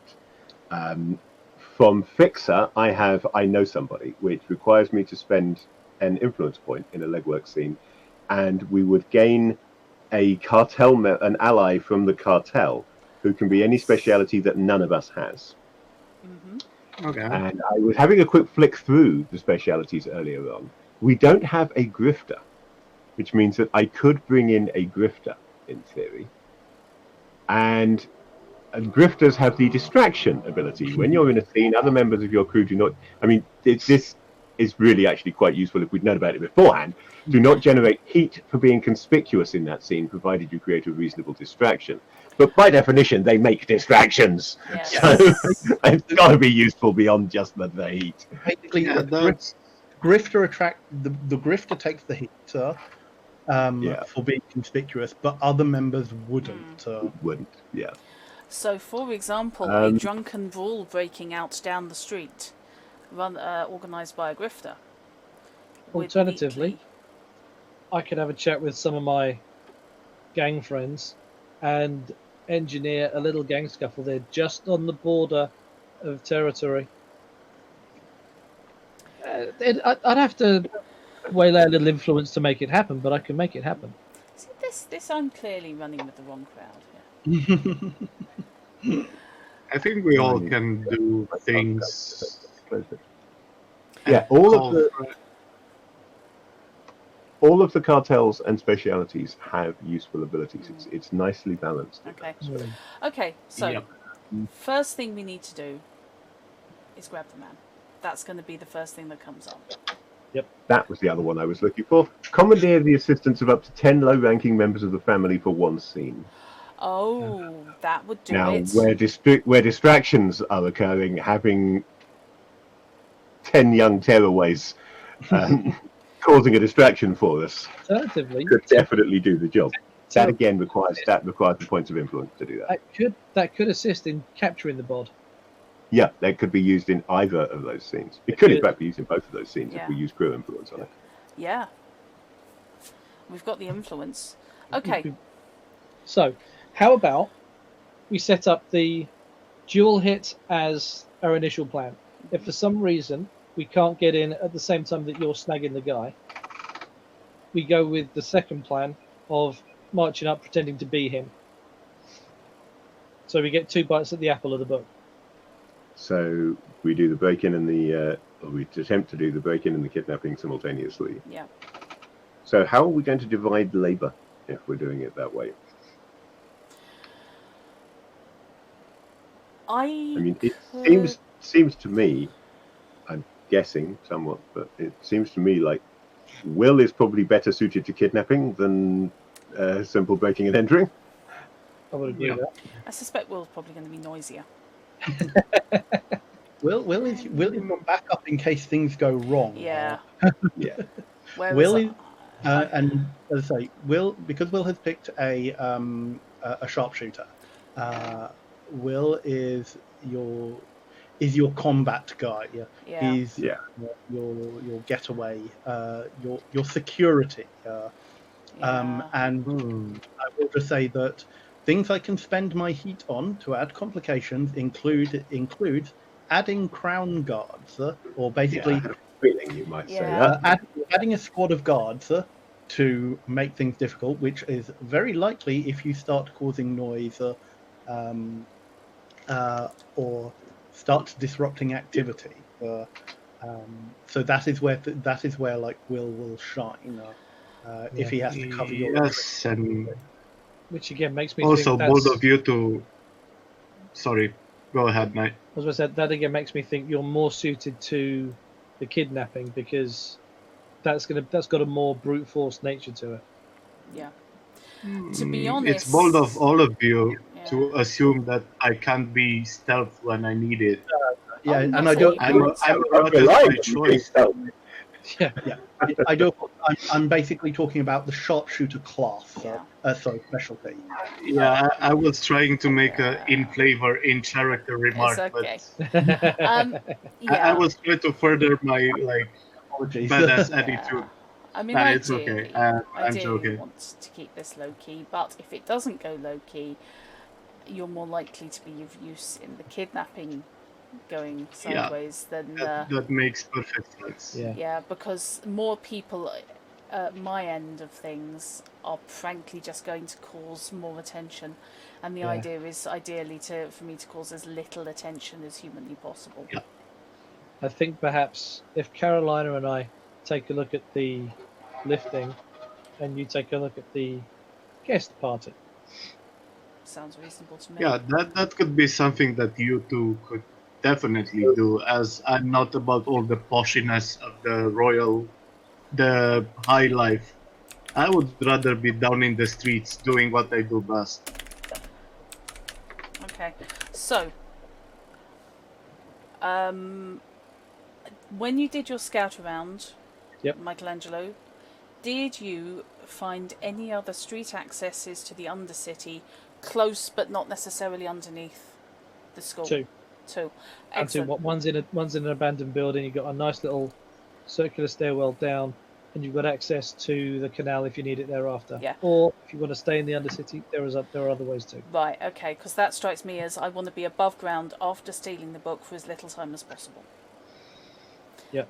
So if you can give me that location, show me where I'm going, Absolutely. and then I can make the way clear, because I'm less fussed about going in, because I can ghost my way in fairly easily, I suspect, but coming out, I want to be gone as fast as possible. Yeah. Well, I can give you both points depending on your point of exit. I can give you both locations. There are two ways down, Okay. and they're both fairly There is close. one other out of character thing to be considered on that's breaking and entering, Uh-huh. which is that, as I understand it, the fact that you are going in as ghostly as possible will not prevent you from generating more heat for being conspicuous in that locale on your way in. Yeah, I know. So Chrono will have more crap he can hit us with Yeah. if it's On that used in score, Can I use Create a Disguise on Carolina to make her not conspicuous? Ooh. I mean, I've got creative disguise as well. Everyone has. Obviously, everybody can do everything. But your creative disguise is way superior, I suspect. Yeah, my Create a Disguise is 90%. Yeah, as opposed to my 65. Which It's is, my best skill. as opposed to second story work, which is my thing. It's not that everybody can do everything. That's why there's an anything else Yeah. skill. So the I can't create a disguise, for example. Oh, can't you? Oh, okay. well, if you wanted to create a disguise, it would be rolled at the 50% mark, With you. basically. So the create a disguise is for you. Right.